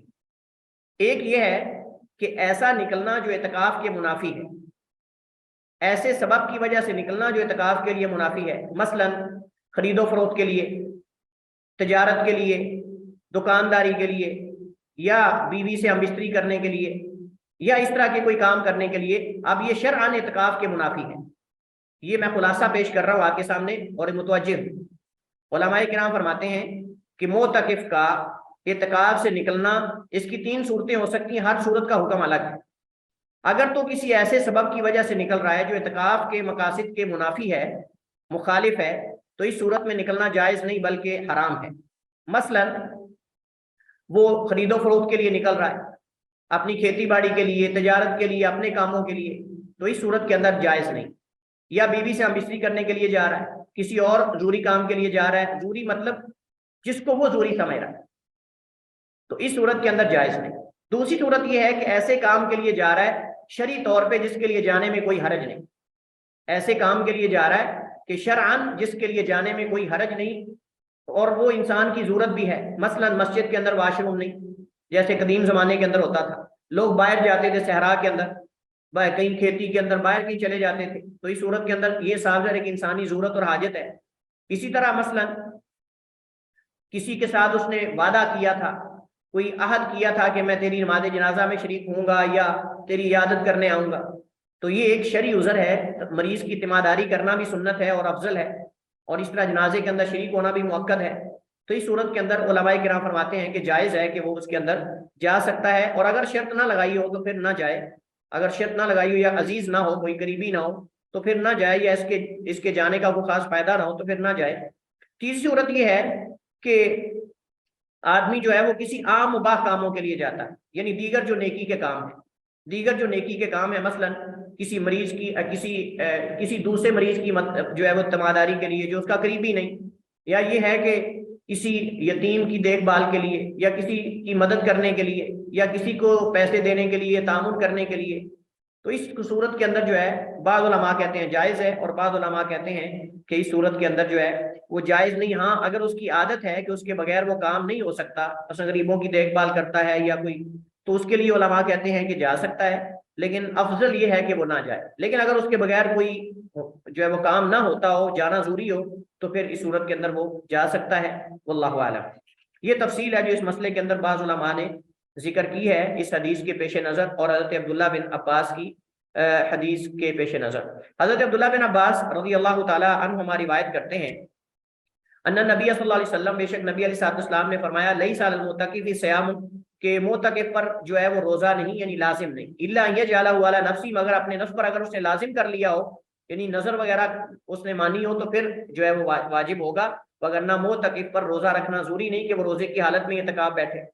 اسے دارقطنی نے اپنی سنن میں، حاکم نے مستدرک میں روایت کیا ہے، اور راجی اس کا موقوف ہونا ہے، इस हदीस के मौकूफ और मरफू होने में इख्तिलाफ है, और राजी ये है कि अब्दुल्लाह बिन अब्बास का अपना मौक़िफ़, अब्दुल्लाह बिन अब्बास का अपना मौक़िफ़ है, ये उनका इज्तिहाद है और सहाबी का इज्तिहाद है, साबज़र है, लेकिन ये तईद कर रहा है इस बात की कि मोतकिफ जो है उसके लिए रोज़ा शर्त नहीं, उसके लिए रोज़ा शर्त नहीं। और हज़रत उमर का वाक़या जो है हदीस वो भी इसकी तईद कर रही है। मसला साबित है लेकिन हदीस मौकूफ़ है हज़रत अब्दुल्लाह इब्न उमर रज़ियल्लाहु ताला अन्हु पर। किस वक्त में लैलतुल क़द्र तलाश करनी चाहिए, किन औकात में लैलतुल क़द्र तलाश करनी चाहिए? पहला इश्काल ये है कि लैलतुल क़द्र को लैलतुल क़द्र क्यों कहते हैं? लैलतुल क़द्र को लैलतुल क़द्र क्यों कहते हैं? कौन आप में से बताएगा? इसमें सर कदर के फैसले होते हैं ना इस रात। सूरतुल दुखान में है सर ये। चलिए एक जवाब हो गया, और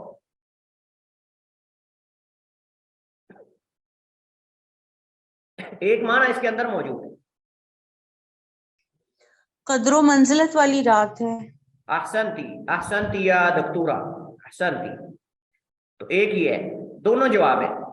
एक ये है कि कदर मंजिलत वाली फजीलत वाली रात, और दूसरा ये कदर तकदीर से है, कदर तकदीर से है, जिसका माना होता है किसी चीज की मिकदार को तय करना या किसी चीज का मापना, किसी चीज का अंदाजा लगाना।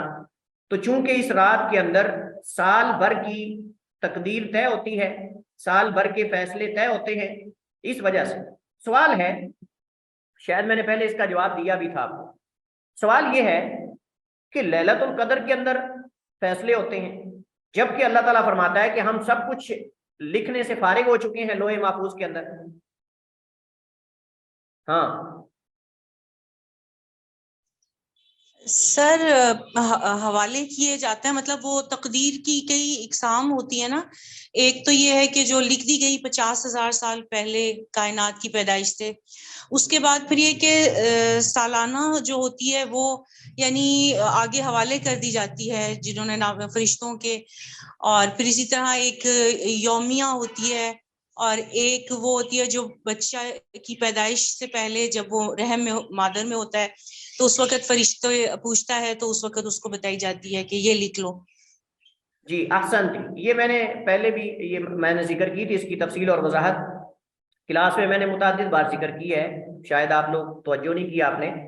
तो तकदीर क्योंकि दलाइल मुख्तलिफ हैं, तो जो एक तरफ ये है कि अल्लाह ताला माता लोहे महफूज में हमने कोई चीज़ नहीं छोड़ी जो ना लिखी हो, इसका मतलब ये है कि असल लोहे महफूज है, लोहे महफूज से आगे फरिश्तों के लिए चीज़ें ये मुंतकिल की जाती हैं। उसके अंदर तकदीर सनवी है, तकदीर यौमी है, तकदीर उमरी है, और इस तरह जो है वो तकदीर जो है वो कुल्ली है या उमूमी तकदीर है। तो ये मुख्तलिफ तकादीर और मकादीर हैं, उनके अंदर ये लैलतुल क़द्र भी एक शामिल है कि इस रात को साल भर के फैसले जो अल्लाह ताला फरिश्तों को सौंपता है कि तुमने ये करना है। और एक यौमी होती है कुल्ला यौमिन हुआ फी शान, कुल्ला यौमिन हुआ फी शान, इसके अंदर जो है वो तकदीर यौमी का इस बात है। और तकदीर उमरी का अब्दुल्लाह इब्न मसूद रज़ी अल्लाह ताला अन्हु की हदीस जो है जिसके अंदर उन्होंने बयान किया कि जब बच्चा 4 माह का होता है तो फरिश्ते को भेजा था फ़युमर बिकिताबत अर्बाई बिकिताबत रिज़्क़ी ही व शक़ी व सईदी ही वगैरह वगैरह, ये आखिरी हदीस। चलिए जी, तो लैलतुल क़द्र के हवाले से मुतादिद अहादीस हैं। कुछ हदीस ऐसी हैं जिनमें मुतय्यन किया गया है, कुछ हदीस ऐसी हैं जिनमें मुतलक अशरे का जिक्र है, कुछ हदीस ऐसी हैं जिनमें ताक रातों का जिक्र है। तो 3 तरह की अहादीस है लैलतुल क़द्र के बारे में। कबल इसके कि हम ये अहादीस जो है वो पढ़ें जो लैलतुल क़द्र के हवाले से आ रही हैं, तो अहादीस जो हैं उलमा ने लैलतुल क़द्र के हवाले से 3 हिस्सों में तकसीम की है। ये अहादीस 3 हिस्सों में तकसीम है। कुछ ऐसी अहादीस हैं जो कि यानी अक़वाल हैं सहाबा इकराम वगैरह की तरफ मंसूब, आइमा की तरफ मंसूब, जो बातिल हैं, सही सनद से साबित नहीं। पहली किस्म जो सही साबित नहीं सनद के साथ है, ठीक है। दूसरे ऐसे हैं यानी बातिल का मतलब यह है कि उनकी सनद ही कोई नहीं, उनकी सनद ही कोई नहीं, मुस्तनद नहीं है। दूसरे हैं जो ज़ईफ है, दूसरी किस्म है जो ज़ईफ है। और तीसरी किस्म वो है कि जो सही हैं, आगे फिर उनकी किस्में हैं, उनकी 3 किस्में हैं जो सही हैं, सही दलाइल। उनमें से कुछ ऐसे हैं कि जिनके अंदर जो है वो तायुन है कि 27वीं की रात है या 29वीं की रात है या फलां है। कुछ ऐसे हैं کہ جن کے اندر جو ہے وہ آخری عشرے کا ذکر ہے، اور کچھ ایسے ہیں کہ جن کے اندر آخری عشرے میں طاق راتوں کا ذکر ہے، آخری عشرے میں طاق راتوں کا ذکر ہے۔ تو یہ 3 طرح کے صحیح دلائل ہیں جو احادیث کے اندر وارد ہوئے ہیں۔ تو آئیے ذرا پڑھتے ہیں۔ راجح یہ ہے، یعنی جمع کی صورت ہم کریں گے تمام روایات اقوال صحابہ کو جمع کر کے، جو صحابہ کے بارے میں ان کا اجتہاد ہے، اور انہوں نے جس رات، یعنی جس رمضان میں جو رات تھی وہ انہوں نے بیان کر دی، اور کچھ نے جو ہے مطلق ذکر کر دیا، تو لہٰذا انہوں نے سمجھا کہ شاید باقی بھی سالوں کے اندر ایسے ہی آئے گی، تو جس سال جو ہوئی ہر صحابی نے وہ بیان کر دی۔ لیکن راجح یہ ہے کہ یہ ہر سال بدلتی رہتی ہے، پورے عشرے میں طاق راتوں میں منتقل ہوتی رہتی ہے، اور اس پہ حکمت یہ ہے تاکہ لوگ پورے عشرے میں زیادہ زیادہ عبادت کریں، اور یہ اس کا اختتام جو ہے وہ اچھا ہو۔ انما الاعمال بالخواتیم کے ساتھ، یعنی اعمال کا دار و مدار خاتمے پر ہے، تو خاتمہ کم از کم اچھا ہو، انسان پورے عشرے میں جستجو کرے، اور یہی حکمت ہے نبی علیہ السلام کو بلا دیے جانے کی۔ جب آپ بتانے آ رہے ہیں تو آپ بلا دیے گئے۔ تو فرماتے ہیں کہ حضرت عبداللہ بن عمر ان رجال من اصحاب نبی صلی اللہ علیہ وسلم اروا لیلۃ القدر فی المنام، کئی صحابہ کرام جو ہیں انہوں نے جو ہے وہ نیند کے اندر لیلۃ القدر کو دکھائی گئی ان کو لیلۃ القدر، مجہول کا صیغہ ہے، فی السبع الاواخر، آخری جو ہے وہ 7 جو طاق راتیں ہیں ان کے اندر، فقال رسول اللہ، نبی علیہ السلام نے فرمایا ارا رؤیاکم کا تواتعت فی السبع الاواخر، تحقیق میں دیکھ رہا ہوں، میں خیال کر رہا ہوں یا میں دیکھ رہا ہوں کہ تمہاری جو خواب ہے، تمہارے خواب جو ہیں وہ موافق ہو گئے آخری 7 جو دن ہیں ان کے اندر، یعنی آخری ہفتے میں، مراد یہ کہ آخری ہفتے میں جو ہے وہ تمہارے خواب موافق ہو گئے۔ فمن کان متحریھا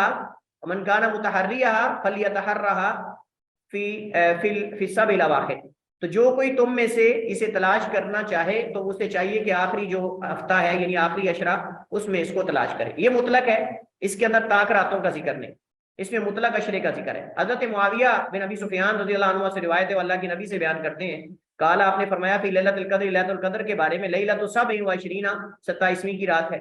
اسے ابو داؤد نے روایت کیا، لیکن اس کا راجح موقوف ہونا ہے، یہ صحابی کا اپنا ذاتی قول۔ وقد اختلف فی تعیینھا علی 40 قولا، حافظ ابن حجر کہتے ہیں لیلۃ القدر کے تعین میں 40 اقوال۔ اردتھا فی فتح الباری، میں نے ان کو فتح الباری میں ذکر کیا ہے۔ 40 اقوال کا مطلب متعدد اقوال ہے، حتیٰ کہ بعض یہ بھی اقوال ہیں کہ یہ رمضان کے علاوہ ہے، پورے سال کے اندر کسی وقت بھی آ سکتی، بعض کے اندر ہے کہ پورے رمضان میں ہے، بعض کے اندر یہ ہے کہ رمضان کی طاق راتوں میں، بعض کے اندر یہ ہے کہ پہلے عشرے میں، بعض کے اندر ہے دوسرے عشرے میں، بعض کے اندر یہ کہ آخری عشرے میں، بعض کے اندر یہ کہ پورے سال میں منتقل ہوتی رہتی ہے، بعض کے اندر یہ کہ شعبان کی 15 تاریخ کو ہے، 15ویں رات کو ہے۔ متعدد اقوال ہیں، لیکن راجح دلائل کو جمع کر کے اختلاف کا حل یہ ہے کہ آخری عشرے میں ہے، اور آخری عشرے کی بھی طاق راتوں میں سے کسی ایک رات میں، اور ہر سال منتقل ہوتی رہتی ہے۔ صرف 27ویں کو خاص کر لینا جیسے ہمارے بعض حنفی بھائی کرتے ہیں، یہ درست نہیں ہے۔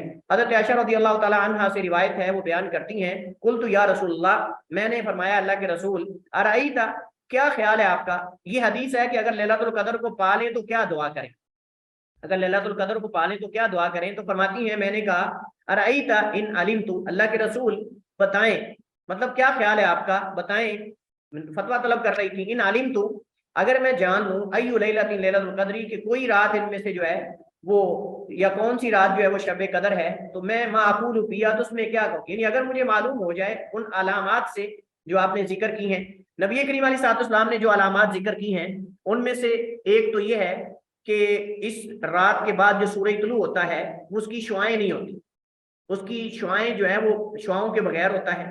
اس کے علاوہ بعض حدیث سے ملتا ہے کہ رات کے اندر سکون ہوتا ہے، اطمینان ہوتا ہے، لیکن یہ جو حدیث ذکر کی جاتی ہے کہ کتے نہیں بھونکتے، اس کے بارے میں کوئی دلیل نہیں۔ بعض لوگ دیکھتے ہیں جی کتے تو نہیں بھونک رہے، ایسا نہیں، اس کا مطلب یہ کہ اس رات کا موسم معتدل ہوتا ہے، یہ حدیث میں صحیح ہے، صحیح مسلم ہے، اس رات کا موسم معتدل ہوتا ہے۔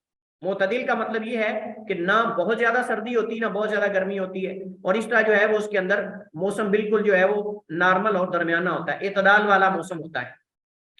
اب سورج بغیر شعاؤں کے کیوں طلوع ہوتا ہے؟ اس کی علماء نے حکمت یہ بیان کی ہے کہ چونکہ ساری رات فرشتوں کا نزول ہوتا ہے حتی مطلع الفجر، فجر کے طلوع ہونے تک، سلام یہ حتی مطلع الفجر، طلوع فجر تک فرشتوں کا نزول ہوتا ہے، آمد و رفت جاری رہتی ہے۔ تو چونکہ کثرت سے ملائکہ اترتے ہیں، اور جب وہ جاتے ہیں تو ان کے فرشتوں سے سورج کی شعائیں جو ہیں وہ ان کے پر آگے ہوتے ہیں یا اس طرح کی کوئی چیز ہے، تو وہ شعائیں صحیح سورج کی نہیں ہوتی کثرت ملائکہ کی وجہ سے۔ بعض علماء نے حکمت بیان کی، واللہ عالم ذکر کی ہے، لیکن واللہ عالم، لیکن حدیث کے اندر یہ علامت بیان کی کہ سورج جو ہے وہ بغیر شعاؤں کے خالی ٹکی جو ہے وہ نظر آتی ہے، وہ عام نارمل جو حالات کے اندر ہوتا ہے وہ نہیں ہوتا، معتدل اس کا موسم ہوتا ہے رات کا، اور جو ہے وہ لیکن یہ کتے نہیں بھونکتے اور یہ نہیں ہوتا وہ نہیں ہوتا، یہ صحیح نہیں۔ اس حوالے سے ہمارا جو ہے یوٹیوب پہ تقریباً 3 کے قریب لیلۃ القدر کے حوالے سے یوٹیوب پہ ہمارے محدث میڈیا پر میرے 3 کلپ موجود ہیں لیلۃ القدر کے مسائل اور احکام کے حوالے سے،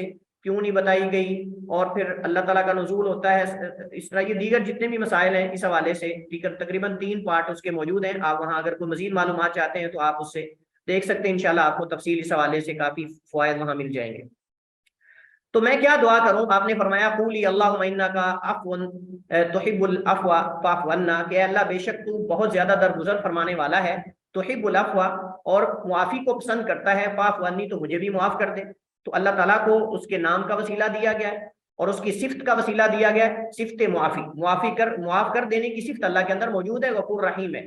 فاعف عنی تو مجھ سے بھی درگزر فرما، اسے 5 نے روایت کیا غیر ابو داؤد کے علاوہ، وصححہ ترمذی والحاکم، اور اسے امام ترمذی اور حاکم نے جو ہے وہ روایت کیا ہے۔ امام ترمذی کہتے ہیں حدیث حسن صحیح، حدیث حسن صحیح، ان کی حدیث جو ہے یہ حسن اور صحیح ہے، اگرچہ اس حدیث میں کلام موجود ہے، اس میں بعض علماء نے جو ہے وہ عبداللہ ابن بریدہ اور عائشہ کے درمیان انقطاع ذکر کیا ہے، اور بھی کئی علتیں ذکر کی، لیکن راجح بات یہ ہے کہ یہ حدیث جو ہے وہ حضرت عائشہ رضی اللہ تعالی عنہا سے صحیح سند کے ساتھ ثابت ہے، اور اس کے اندر یہ دعا جو ہے وہ ثابت ہے کہ یہ دعا پڑھنا افضل ہے۔ عمومی حالات کے اندر بھی یہ دعا افضل ہے، پڑھنی چاہیے، لیکن لیلۃ القدر کے اندر یہ دعا زیادہ پڑھنی چاہیے، چونکہ حضرت عائشہ نے خصوصاً اس حوالے سے یہ سوال اللہ کے نبی علیہ السلام سے جو ہے وہ کیا ہے۔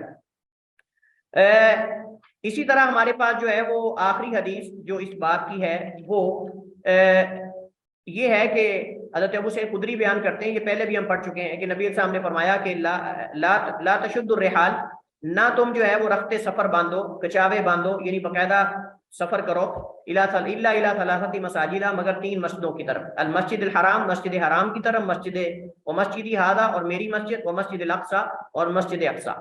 یہاں سوال ہے کہ اس کو اس باب میں کیوں ذکر کیا گیا ہے، اعتکاف کے باب میں کیوں ذکر کیا گیا ہے؟ مناسبت واضح ہے کہ ان مساجد کے علاوہ باقاعدہ ایک شہر سے دوسرے شہر کے اندر اور پھر تیسرے شہر کے اندر باقاعدہ اعتکاف کی نیت سے جو ہے وہ سفر کرنا یہ جائز نہیں ہے۔ ظاہر یہی حافظ ابن حجر کی مراد ہے، حافظ ابن حجر کی مراد یہی ہے کہ ایک شہر سے دوسرے شہر میں یا دور دراز علاقوں میں باقاعدہ جو ہے وہ اعتکاف کے لیے کسی مسجد کی طرف اگر جانا جائز ہے تو وہ صرف یہ 3 مسجدیں ہیں، اس کے علاوہ کسی دوسری مسجد کی طرف جو ہے وہ رخت سفر باندھنا اور کچاوے باندھ کے باقاعدہ تیار ہو کے جیسے حج کے لیے جایا جاتا ہے اس طرح جانا جو ہے وہ جائز نہیں ہے۔ بعض علماء نے جو ہے وہ اس حدیث کو خاص سمجھا ہے کہ وہ مطلب عبادت کی غرض مراد ہے وہاں، اور عمومی جو عبادات ہوتی ہیں مطلب ان کی چونکہ فضیلت بیان ہوئی ہے، تو کوئی بندہ کہہ کہ میں فلاں شہر کی مسجد میں 2 رکعت نماز پڑھنی ہے تو میں اس وجہ سے جا رہا ہوں، نظر مانی میں نے، تو یہ جائز نہیں ہے سوائے 3 مساجد کے۔ تو اس حدیث کو یہاں حافظ ابن حجر رحمہ اللہ تعالیٰ نے جیسے میں نے ذکر کیا کہ اس وجہ سے یہاں ذکر کیا اعتکاف کے باب میں کہ باقاعدہ اعتکاف کے لیے بھی، چونکہ اعتکاف عبادت ہے تو اعتکاف کے لیے بھی کسی دوسرے شہر کی طرف جو ہے وہ رخت سفر یا کچاوے جو ہے وہ باندھ کر، اونٹ تیار کر کے، سواریاں تیار کر کے باقاعدہ نہیں جایا جا سکتا، جیسے دیگر جو ہے وہ حج عمرہ اور دیگر جو نوافل وغیرہ اس کے لیے جانا جائز نہیں ہے، اس طرح یہ بھی ہے، اور یہی اس کے ساتھ اس کا تعلق ہے۔ لیکن بعض علماء نے، جیسے میں ذکر کر رہا تھا کہ بعض علماء نے کہا ہے کہ اگر کسی مسجد کے اندر جو ہے وہ دروس کا اہتمام ہوتا ہو اور اسی طرح جو ہے وہ وہاں کوئی تعلیم ہو، کوئی ورکشاپ وغیرہ بھی ساتھ ہوتی ہو اعتکاف کے، اور اعتکاف کے اندر 1 سے زائد عبادتوں کا موقع ہو، اور وہاں مطلب کہ آدمی کے پاس کوئی کھانے وغیرہ ان چیزوں کی سہولیات نہ ہو، اگر وہاں سہولیات ہو تو اس صورت کے اندر وہ کسی دوسری مسجد میں بیٹھ سکتا ہے، کیونکہ یہاں مقصد اس کا نیک ہے، نیکی کا مقصد، اور نیکی کا مقصد کیا ہے کہ وہ صرف اعتکاف کے لیے نہیں جا رہا بلکہ اس کا اصل مقصد یہ کہ وہاں اس مسجد کے اندر جا کر دروس اور یہ چیزیں ساری جو ہے اس کا اہتمام کرے گا۔ تو اس حوالے سے بعض علماء نے اجازت نکالی ہے، کیونکہ یہ حدیث واضح نہیں ہے اعتکاف کے بارے میں، یہ حدیث واضح نہیں ہے اعتکاف کے بارے میں، کیونکہ حدیث کے اندر جب جامع مسجد کی شرط لگائی گئی ہے تو صاف ظاہر ہے کہ جامع مسجد کے لیے پھر اہتمام تو کرنا پڑے گا کہ وہ جہاں قرب و جوار میں جامع مسجد ہوگی وہاں ہی جائے گا اس صورت کے اندر، تو اس کے لیے پھر اگر وہ ایسی مسجد کا انتخاب کرتا ہے کہ جس مسجد کے اندر دروس وغیرہ کا اہتمام ہو اور اس کے علاوہ دیگر عبادات کا موقع ہو، یعنی ایک سے زیادہ عبادات کا موقع ہو، تو اس صورت کے اندر یقیناً وہ زیادہ افضل ہوگی اس کے حق میں۔ لہٰذا یہ حدیث عمومی ہے، اور وہ حدیث جو ہے وہ خاص ہے جس کے اندر جامع مسجد کی جو ہے وہ شرط لگائی گئی ہے، اور فقہا کا اس مسئلے پر اجماع بھی ہے اور اتفاق بھی ہے۔ واللہ تعالی اعلم و احکم، وصلی اللہ وسلم علی نبینا محمد وعلی آلہ وصحبہ وسلم۔